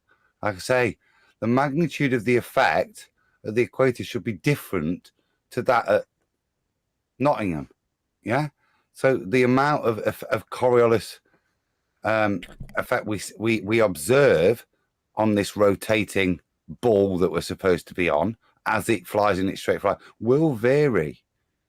Yeah. Yes. In terms of its magnitude, in terms of its local effect, not its degrees, but its magnitude of local effect in terms of miles.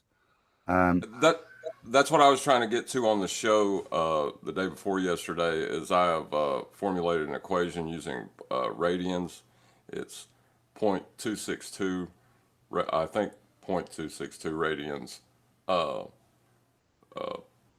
and then you just insert the radius at whatever differential to give your speed. That would be a No, I got magnitude it. of the Earth spinning. I totally understand now you said that, John. So what you're saying is the magnitude's qualified with respect to the non-inertial turning reference frame, so therefore magnitude's perfectly reasonable. And in fact, even if you do qualify in terms of the projectile, the whole purpose of describing it as a pseudo force is so you can qualify it with magnitude. So I'm wrong on all fronts, really, aren't I? Well, the problem we have is very. That's not as accused, Nathan. But yeah, respect, bro. the point I was trying to make is the problem we have is we're focusing on what is the Coriolis effect, but they're calling something the Coriolis effect, but it's not. Kiwi, you pointed this out several years ago. You pointed out to everyone and to yourself. What they're claiming is not the Coriolis effect. So they're calling something the Coriolis effect, but their claims are not in line with the Coriolis effect. So we're arguing with them about what the Coriolis effect is, as opposed to dealing with their actual claims and what they're actually claiming in 2022. And this is mainstream science that they're claiming the same thing in 2022. Like what they're claiming and the Coriolis effect are two different things. So it's like me talking about a ship when really I'm addressing a van. I'm talking about a van. I keep on calling something a ship, and you keep on arguing with me about it. A van is not a ship, and I keep on arguing with you about what a ship is. When the truth is, I have a van, not a ship. What Brian's saying is, what Coriolis actually is, if you define the Coriolis effect, is a non-inertial turning reference frame with an observer observing a projectile travel in a straight path through an inertial reference frame, seeming to drift from their turning position. That's actual Coriolis effect, the Coriolis effect. Now, if you go and look up, drop the Coriolis effect, you'll come across descriptions that Brian's trying to explain to the audience are this globiolus effect, but they'll be titled Coriolis effect in relation to a globe Earth. And what it will detail is actual forces, where Coriolis is an illusion, and actual deviated paths of planes travelling north to south or south to north. None of these things actually correlate with the Coriolis effect. So what you end up in a position is having to either educate your opponent about what the Coriolis effect actually is, and further to that, explain how that would be in effect on a globe Earth, and further to that, how we don't see that effect, that they didn't understand how it related to a globe Earth, and how the effect actually worked, doesn't work because we don't see it.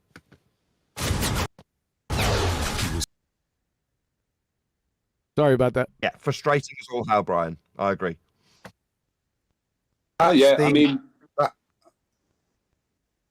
Sorry, that's the argument that they have.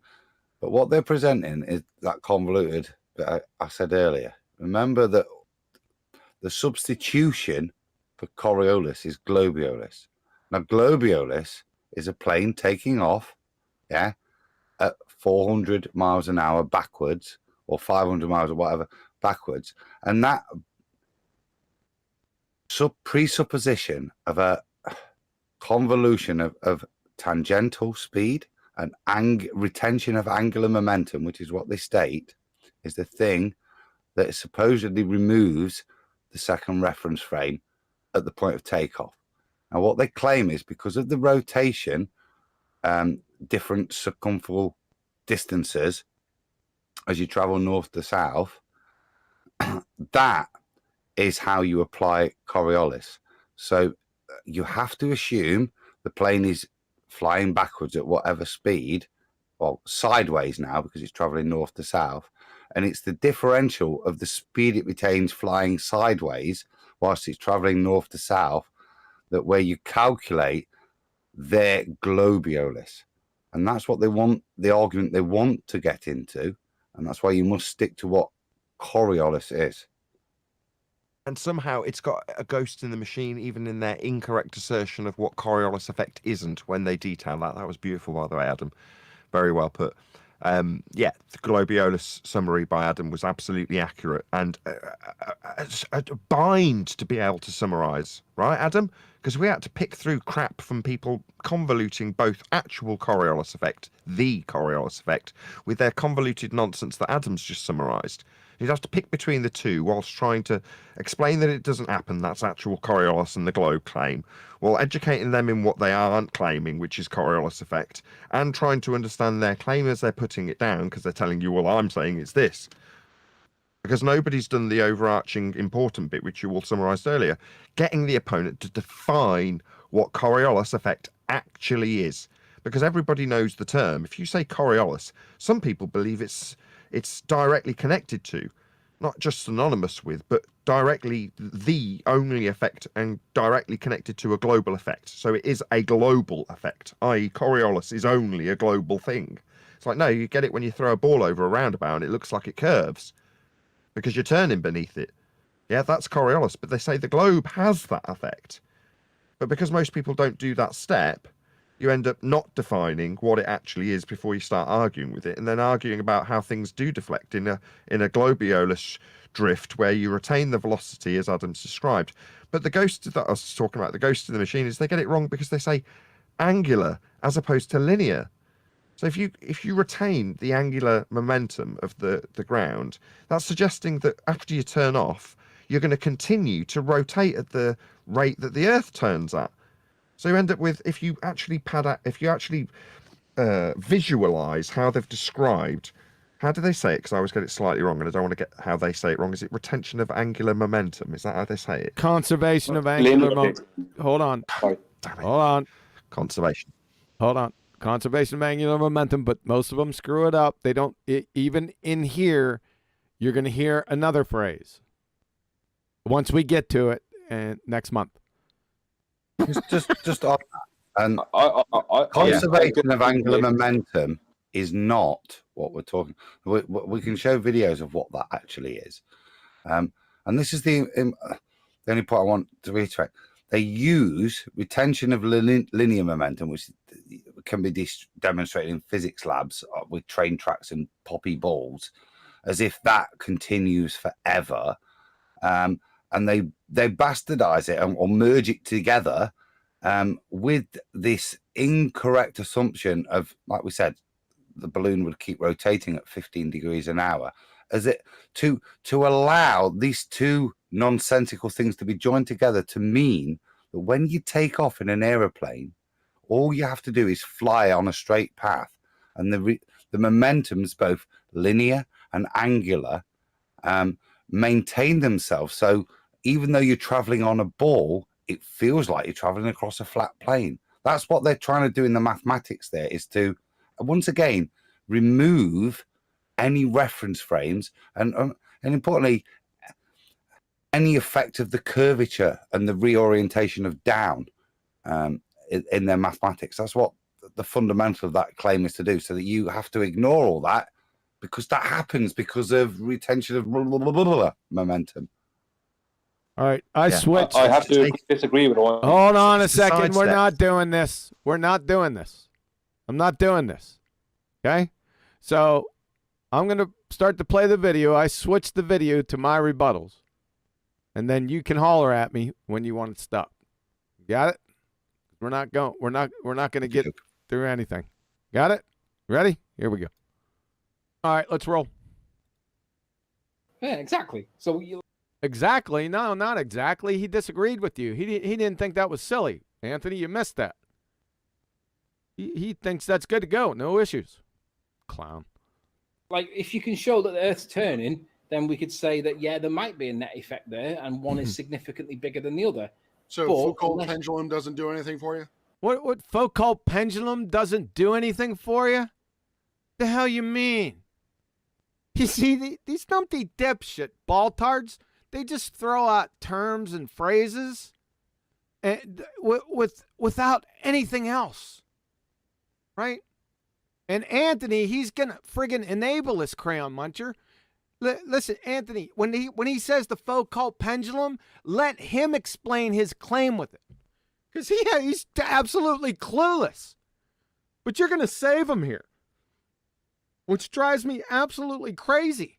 When they do that, just let them go. Like, if they say spectroscopy, don't tell him what it is. Don't go into what you think that he might think it is.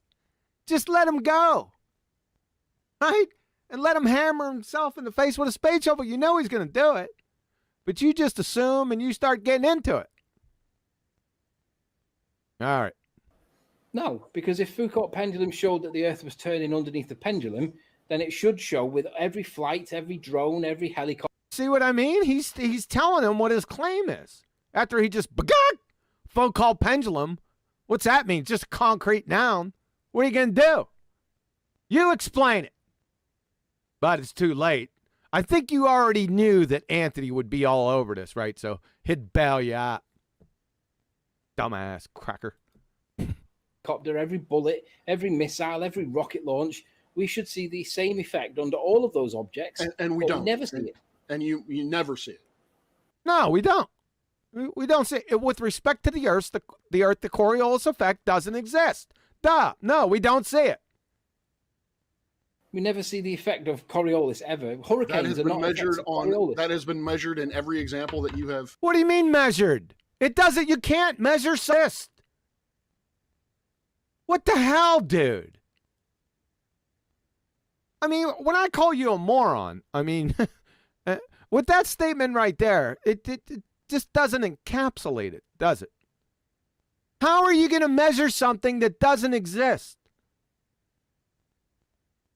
So that's what your girlfriend says, too. You have just mentioned? Well, I'm sure you believe that, but have you got any... Believe what? The measurement of something that doesn't exist? Good Lord. Any supporting evidence for any measurements of Coriolis? I will leave the whole bullet thing and the maybe Norman can speak to this since he's a Navy man.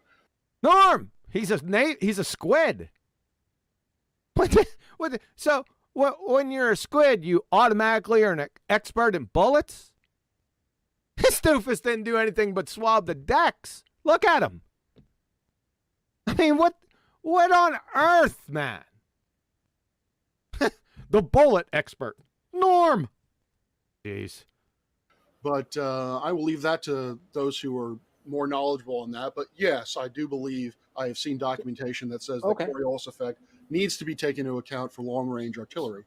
You do believe that you've seen documentation about the Coriolis effect with what? Artillery? You do believe you've seen documentation. Well, you either seen the documentation or you didn't. Who gives a shit less anyway? Let me tell you something here, son. I'm retired military, Army, so we're right in the frame of reference here. And we'll get to that here in a few minutes. They could place Jimmy Hoffa's burial place in hot chartreuse in every single Army manual in bold, right? Beaming off it, and he's still safe. Just to clue you. Nobody looks at them stupid manuals, right? The only time you're looking at manuals in the Army is for a promotion board, Soldier of the Month, Soldier of the Quarter, Soldier of the Year boards. That's the only time you're looking in those manuals. Sunshine. Just shut the hell up. You believe you've seen documentation. Let me tell you something, son. I wasn't in the swab and the deck part. I was in the bullets part, right, for half of my career. Recon, to be specific. I've hung out around artillerymen, tank guys, snipers. Did some of that myself. The Coriolis effect wasn't even mentioned, much less applied. You're a clown. I just interrupt. Do you have any substance with it? Yep, go ahead. Yeah. So again, this is just familiar with the events of the last week. So something else has sprung to mind. So if we're talking about something that's an effect in nature, as this is, right, there's methodology to establish cause of the effect. So when we're debating this subject, the first thing we do when it comes to things like this, effects observed in nature, aka phenomenon, then we'd ask, okay, what is that phenomenon? Now, we've kind of said that already in relation to the Coriolis effect, because we've said, first tie down what it is, define it with your opponent, or get them to define it, moreover, if they're claiming it. So given that hasn't really happened here, we haven't really got a definition, we're appealing to, as the person making the claim of Coriolis effect, he believes he might have seen it documented. It's like, why isn't it the case that he's saying he's seen it happen?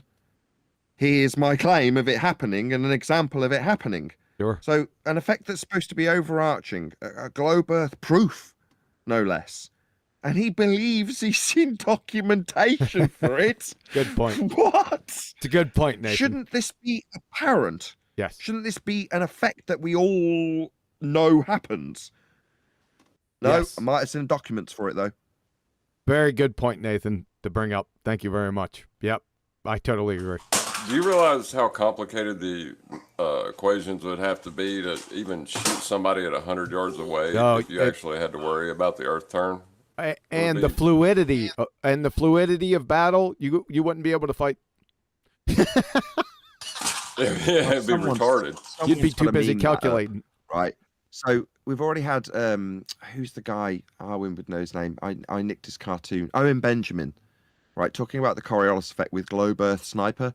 Globe earth sniper. And they're standing around saying, no, I need to adjust for the wind, I need to adjust for the Coriolis effect. And the guy goes, oh, not this again. Right. Look, just shoot him. Don't account for the Coriolis effect. Right. Now add into the mix. This is where I'm saying someone else needs to cartoonify this. Right.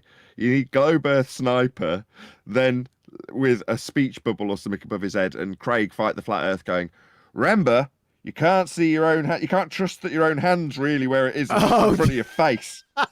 Right. So a sort of a mix match of Ben, Taboo Conspiracy, where he's taking the mick where he's on the submarines. Well, that one's definitely not visible. That's a slightly looming non-standard refraction hyena over there. Yeah. That one, that's on the borderline. It might be a bit refracted. Oh, within 2 miles? Yeah, we can definitely shoot that. That's definitely real. And then you go, yeah, but as we shoot it, we're going to have to account for Coriolis effect. Right? And not only are we going to have to account for the Earth turning underneath the bullet, isn't the bullet also going to be actually deflecting in a north-south direction? This is a lot of maths. I don't, Nathan, if we could get somebody to do that in a cartoon, OMG. Yeah, when someone's on the trigger, you know, you literally get somebody next to them with like, hold on, I've got to get my charts out. What do you mean your charts? We just got to shoot at it. It's in the little, what's that circle thing called? It's in the reticle. Right? The what? The reticle. It's in the reticle. It's right in the center. We just need to press the button. No. Right? We've got Coriolis to account for. We've got refraction to account for. There's a lot of maths to be done here, and we're going to damn well do it. Yeah, that would be perfect, man. That's a great idea. Hopefully somebody out there is good at animation and could consult us, and it would be great, man. I agree.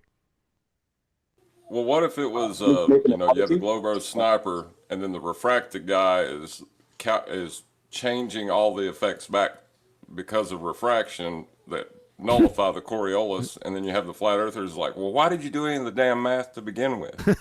Yeah. Sweet. We'll continue here. Disclaim, you were the swab in the deck Sorat idiot down here. Besides and nuh-uhs, and you believe. Give me a break. Okay, that's fine. You can do that. That is true. It does. Thanks. Thanks, Norm. We appreciate that. From your expertise in bullets. Artillery in the army. From a swab in the deck squid. Unfriggin' believable. Be aware that is an appeal to authority fallacy, though. You're saying that you believe others have done it, and you'll appeal to that fallacy. But that's not an appeal to authority fallacy. It's appeal to just abject speculation. They've just heard this or seen this from one of their idiot brethren, Baltard brethren. That's all they've done, and just mindlessly parroted it. Because he believed he thinks that he's seen documentation. What a blowhard. Yeah, because as much as the Rob is awesome, the Rob can't do every single... The Rob is awesome. You're using yourself in the third person. The Rob, the retard is awesome, huh? The he and the him. What the hell? You're out in chat. Maybe you can... I'm not going to go back and look. What the hell is up with this he and him shit? I mean, we know you're a delusional pretender clown, but go ahead. It's only a minor interruption. Subscribe to Nathan Oakley and Nathan Oakley 1980, respectively. Thanks for that. This is going a little bit. You just announce it or put it in print. Norm, what the hell are you laughing at down here? You idiot swabbing the deck squid walrus. Experiment in the universe. And I don't expect you to, but what he didn't say. What are you talking about? That he expected for you to do every experiment in the universe. Number one, you've clearly demonstrated you're utterly clueless of what even an experiment is. So how could he expect that from you? He didn't say anything like that. He didn't even imply it. What the hell are you talking about? What does experiment have to do with this? Look at this idiot. Norm! He's still laughing. What does he see, like pretty colors on his desk or something? Entertain him, different colored tape or something? Jesus. if you are going to claim that the Earth and pendulums are causing or proof of Earth turn, then you didn't let him do it, Anthony. He just doesn't the Foucault pendulum do it for you? No, it really doesn't do it for us. You want to know the difference between a friggin' Foucault pendulum and a chartreuse windsock, for fuck's sake. It makes sense that the Earth will be turning at all times, every single time of the day, and there would be evidence everywhere. But There when would we be. research this, Yeah, there would be. Why don't we say it? But There is isn't it no possible that some of this is the effect of this is so small that you cannot see it with? The effect of it is so small you can't see. That's the Coriolis effect. You see it. What the hell are you talking about? You are absolutely clueless of what the Coriolis effect is. I know you are, right? I haven't heard a single viable definition in 7 years from a single balltard. Not one. None of them know what the Coriolis effect is, including this clueless clown. He just showed you right here. We can end it. Yeah, the Coriolis effect, it's a sight gag. We see it. My word. Without sensitive instruments? Without sensitive instruments, the instruments are in your friggin' head. They're your eyes. You see the Coriolis effect. We seen it when we were kids on the merry-go-round, right? We see it. We don't need instruments to see it for us. You're absolutely clueless. Or feel as a anything's Foucault pendulum? possible. Anything's possible. The thing is, if you No, anything's not possible, Anthony. Perpetual motion machines aren't possible. Life from non-life's not possible. Married bachelors aren't possible. Coherent balltards aren't possible. Those are all paradoxes. you claim that pendulums are showing that effect, then we should see the effect. He with didn't everything claim that goes- anything about Foucault pendulums. You made the argument for him. He just said Foucault pendulum. He doesn't know what it is. Now he does because you've told him. Make a mental note of that next time. Don't assume their arguments. They say something, let them speak to it. Let them explain it. goes off the rotating frame of Pause reference. again for a And sec. let's not forget that the Just pause 1 sec. Sorry. No, go ahead. Well, it's just that's perfect advice, isn't it? But I just wanted to reiterate it basically. So the mistake came when he said the Foucault pendulum doesn't do it for you. The correct response being, do what for me? Yep. Exactly. I love the optical effect you can't see. I was giggling my butt off on that one. I didn't catch that. The optical effect we don't see. let's not forget that the pendulums are not actually disconnected from the frame of reference. They're attached at the top.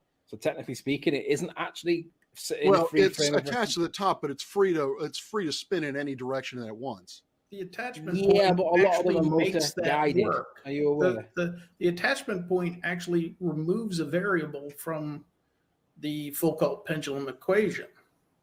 Foucault pendulum equation? It's a concrete noun. Please post the friggin' banana equation.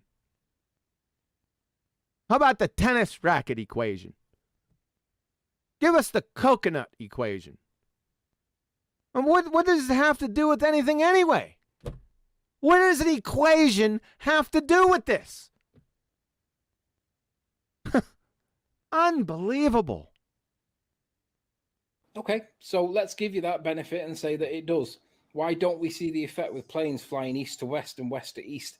We fly like London to Florida all the time, and when we fly out to Florida, there's a different journey time flying out than what there is flying back.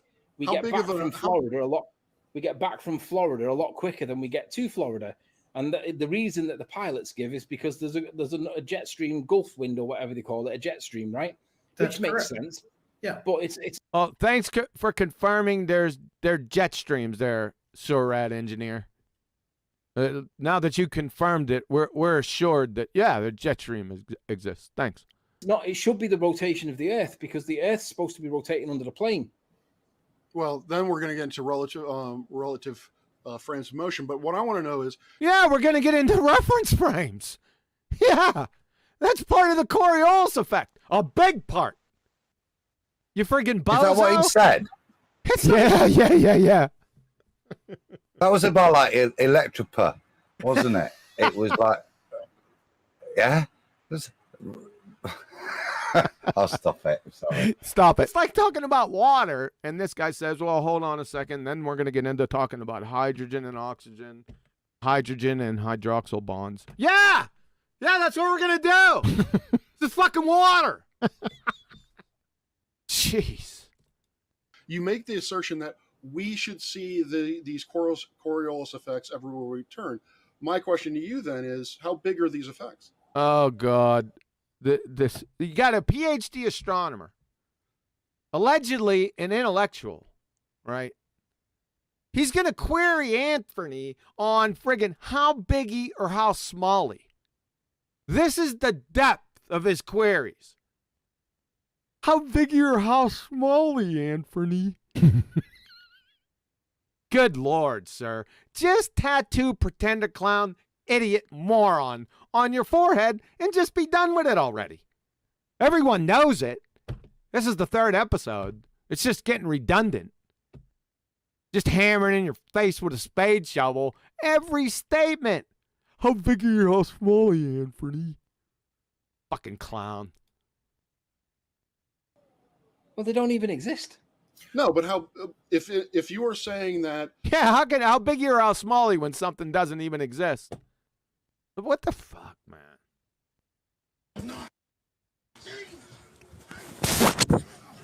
What color is it? That's what they want, isn't it? What's that, Adam?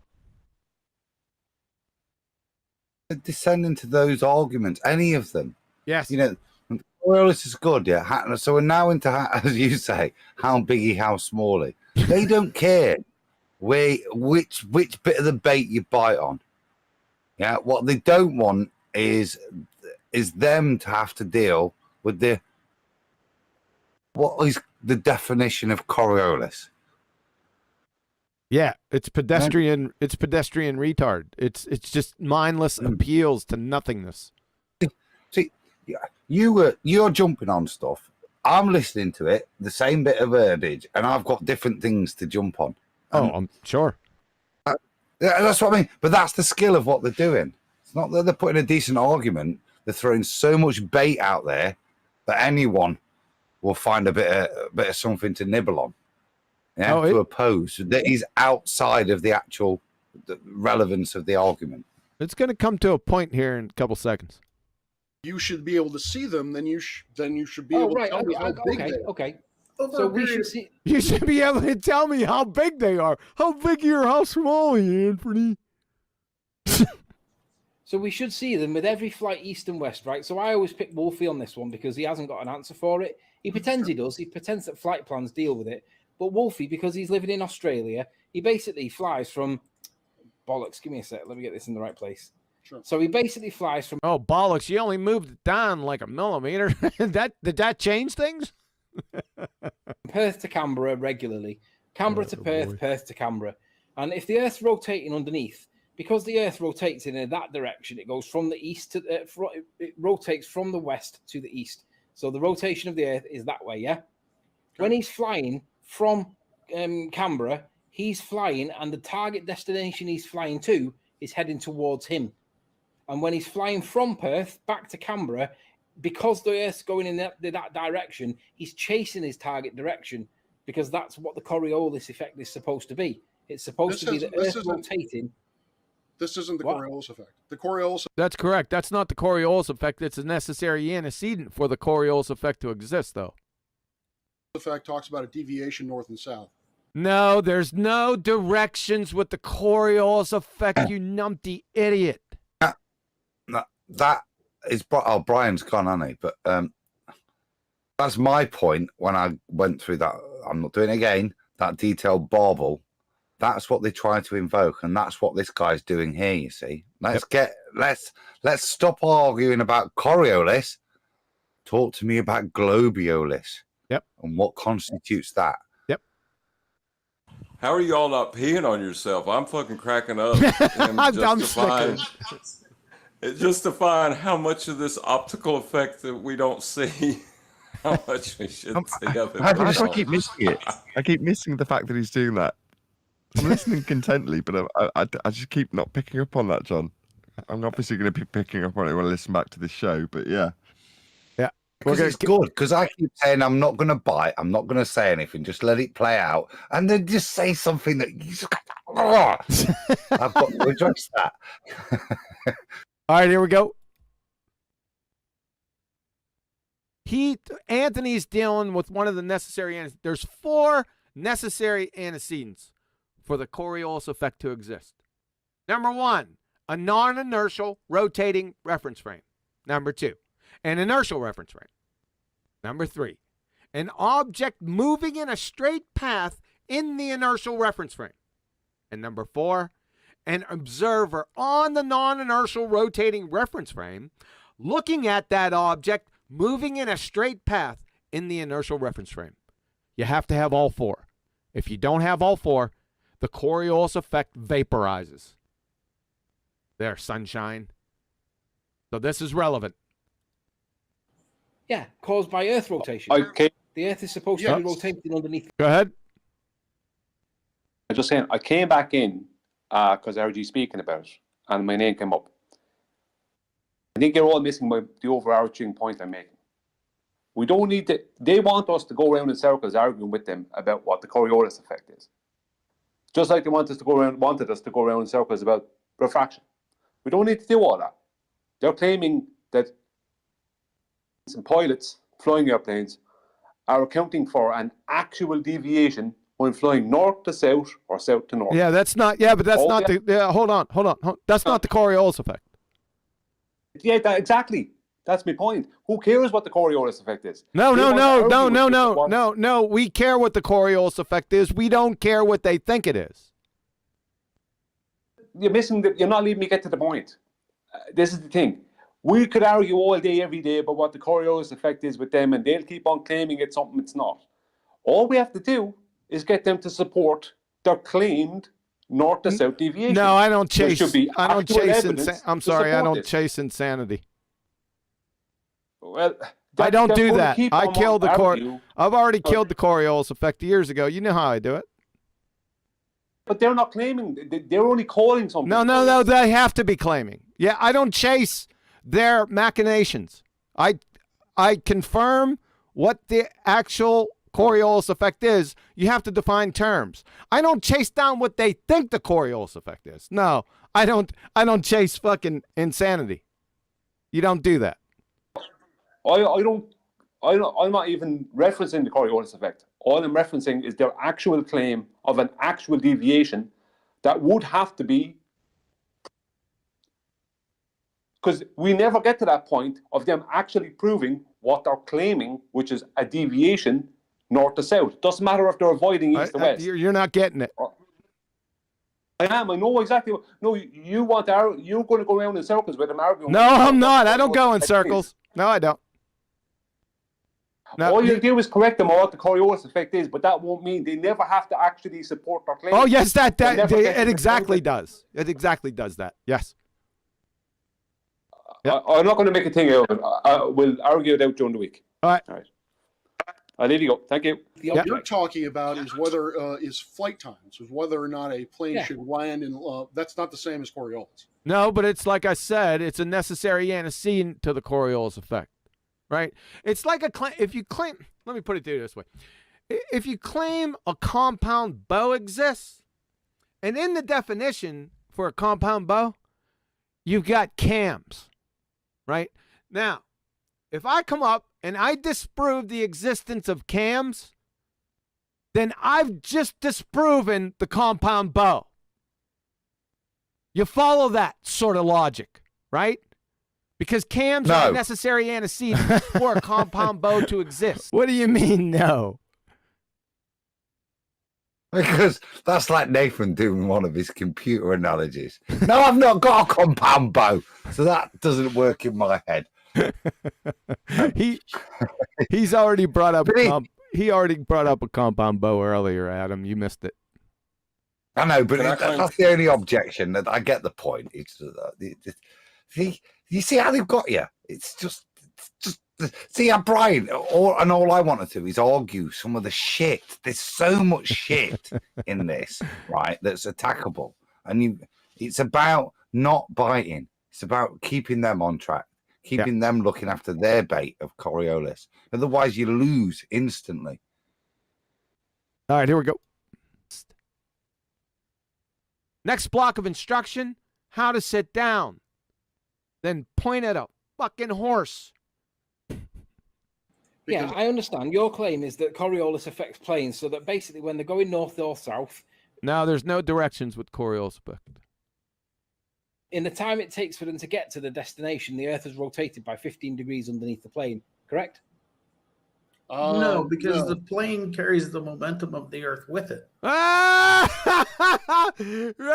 Norm, thanks. Another plane's flying backwards, idiot. You hear what he said? The plane carries the momentum of the Earth with it. Okay, let's show Norm. He doesn't realize what he just said. He's just mindless, parroting it, right? So let's say we're down in here, right? We're going to fly due west. The Earth, let's just say the Earth is spinning. Let's keep the numbers even. We'll say the Earth is spinning down here at 500 miles an hour. And the plane is on the runway. Norm out here, he's in a helicopter in the inertial reference frame, observing the runway and the plane getting ready to take off. Let's say the plane's taking off at 200 miles an hour, okay? So Norm, he's watching this plane go down the runway. And at wheels up, according to Norm, if this plane is conserving the momentum of the Earth, if this plane is taking off at 200 miles an hour, and the Earth is spinning that way at 500 miles an hour, then according to Norm, that plane is flying backwards at wheels up at 300 miles an hour. You freaking bozo, Norm. You planes flying backwards, sliming, swabbing the deck. That's where the Coriolis effect dies. I don't know. I think they may have had a heart attack at the optical effect you don't observe. Oh, I'm sorry. That dies right there. You're right, but that just cracks me up still. I'm sorry. Do you see that, Brian? That's where it died. Yeah? That deck idiot squid sewer rat engineer. You don't even know what you're talking about. The bozo. So no, what we're talking about is if you are traveling east, if you're traveling due east. We're traveling due east, okay? Then make sure I got this right. Due east. Oh God, you won't. You're a numpty dip. Yeah. Okay. So the bait and switch has been successful at this point because now we're T-tailing the projectile.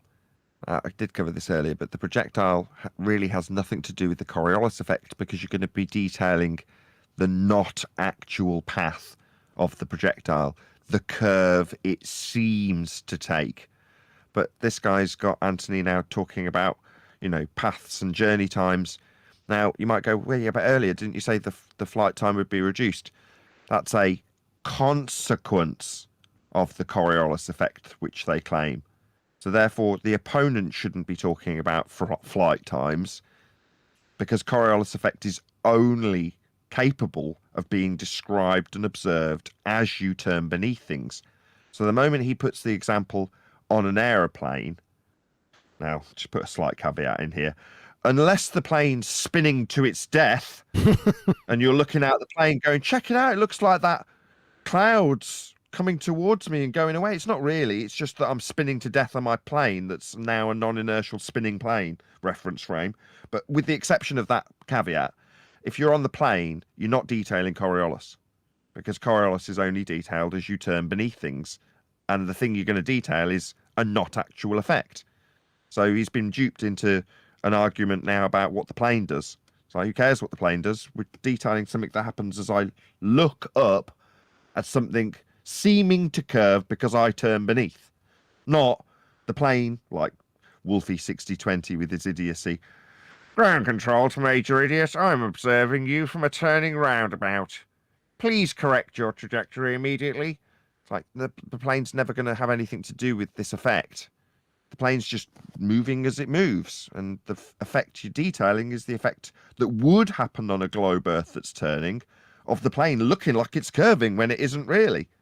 So why are we on the plane talking about its flight path? Well, because as Brian laid out nicely earlier, we're going to be talking about Globiolus effect and not the Coriolis effect. That's what's actually going to happen from here forth. Thanks for letting me interrupt. No issue. Shit, you can't think on your feet. He's going to spontaneously combust. East. If you're traveling due east, and I know I'm going to fuck this up. Oh, yeah, you're going to fuck it up. Then you are... Norm! Hurricanes are anti-clockwise? Hurricanes? What the fuck is that? Hurricanes? Number one, what are hurricanes? Number two, what the fuck does hurricanes have to do with this discussion? Nothing. Where do you think that the Coriolis effect is like somehow displayed in hurricanes? Or hurricanes are the Coriolis effect? Are you that fucking stupid? That's rhetorical, by the way. You are. Look at him. He's trying to engage all half of one brain stems. Look at him. North. Hold on. What's my name again? Look at him with his hands. He's trying to turn his hands and shit.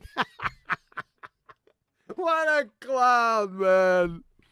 Look at Norm back here. He's just throwing back his head. I'm shocked it doesn't spin around, like at 200, 250 RPMs, and friggin' boll weevils don't fly out of his friggin' orifices. Unbelievable. Cyclones. So we've got cyclones that go one way and anticyclones that go the other way. I should know this. Yeah, you should, but you don't. You're absolutely clueless. I'm going to show that in spades here in about 45 seconds, I think. Good Lord, and I should be able to figure this out. You're telling us, good Lord. He ain't going to save you. Turn Norm's still contemplating.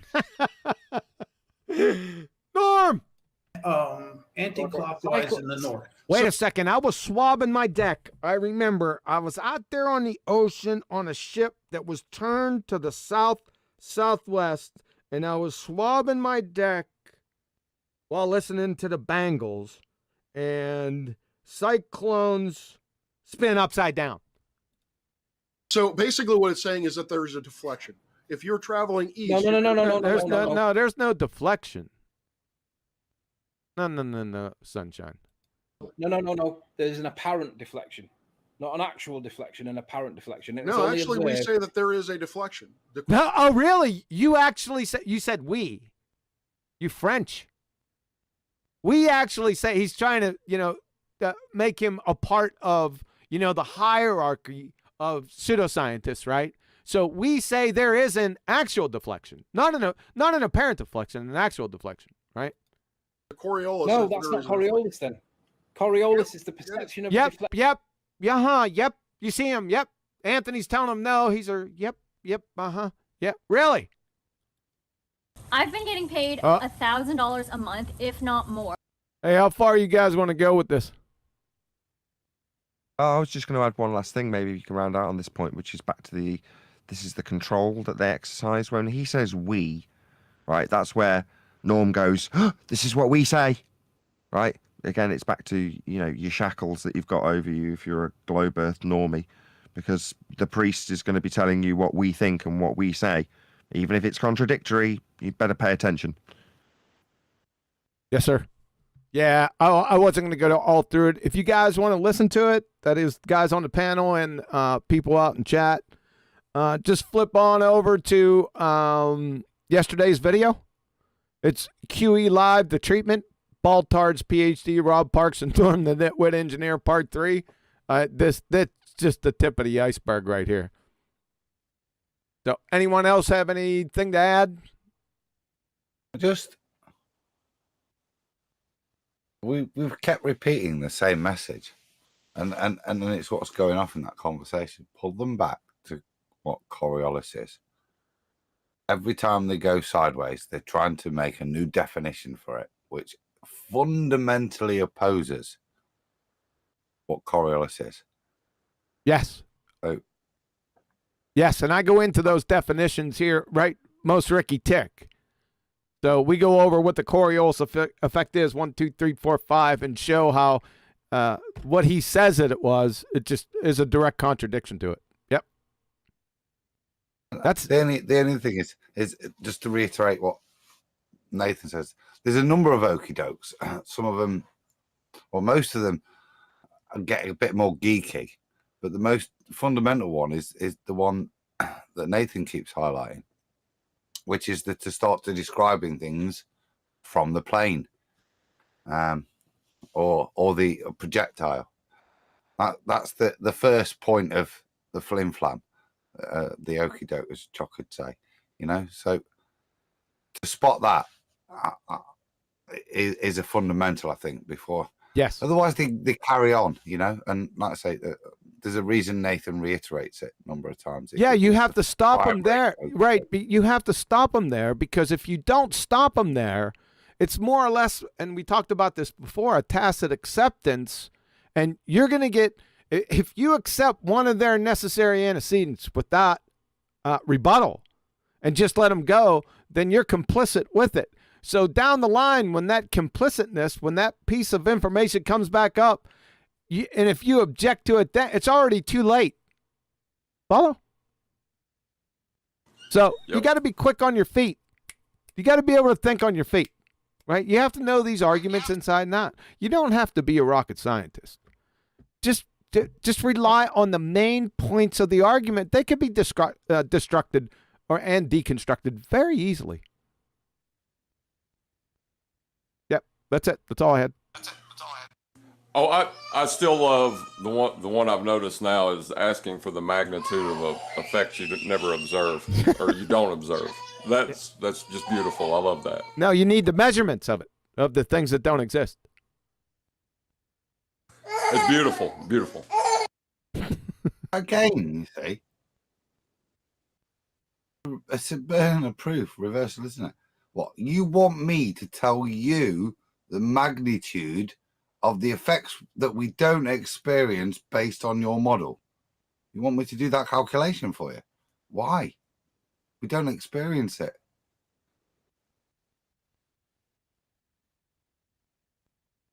Hey, you done, Adam? I had to get up for a second. I think so. But it's one of those, isn't it? That's why I hate Coriolis. I'll leave it there. That is my final point. That's why I hate Coriolis. Coriolis can be a pain in the butt, like I said before, not because of the inherent argument. Coriolis is very easy to understand. It's the phantoms that they dream up. That's the problem. You go chasing those phantoms, you're gonna get your ass in the sling real quick. That's what I'm saying. You deal with the actual, you define your terms. It's very simple. Once you define them, now, it's going to take citation. With the Coriolis effect, with everything, with the ballers, when they define stuff, it's not their made-up horseshit. They're going to have to provide citation and, more beneficial, like we were talking about before, an example. Demonstrate it. Right? Now, I can provide citations and then just go to a merry-go-round and demonstrate it. It's very easy. Coriolis effect is very easy. It's the phantom, batshit insane arguments that they dream up and make up. Don't chase those.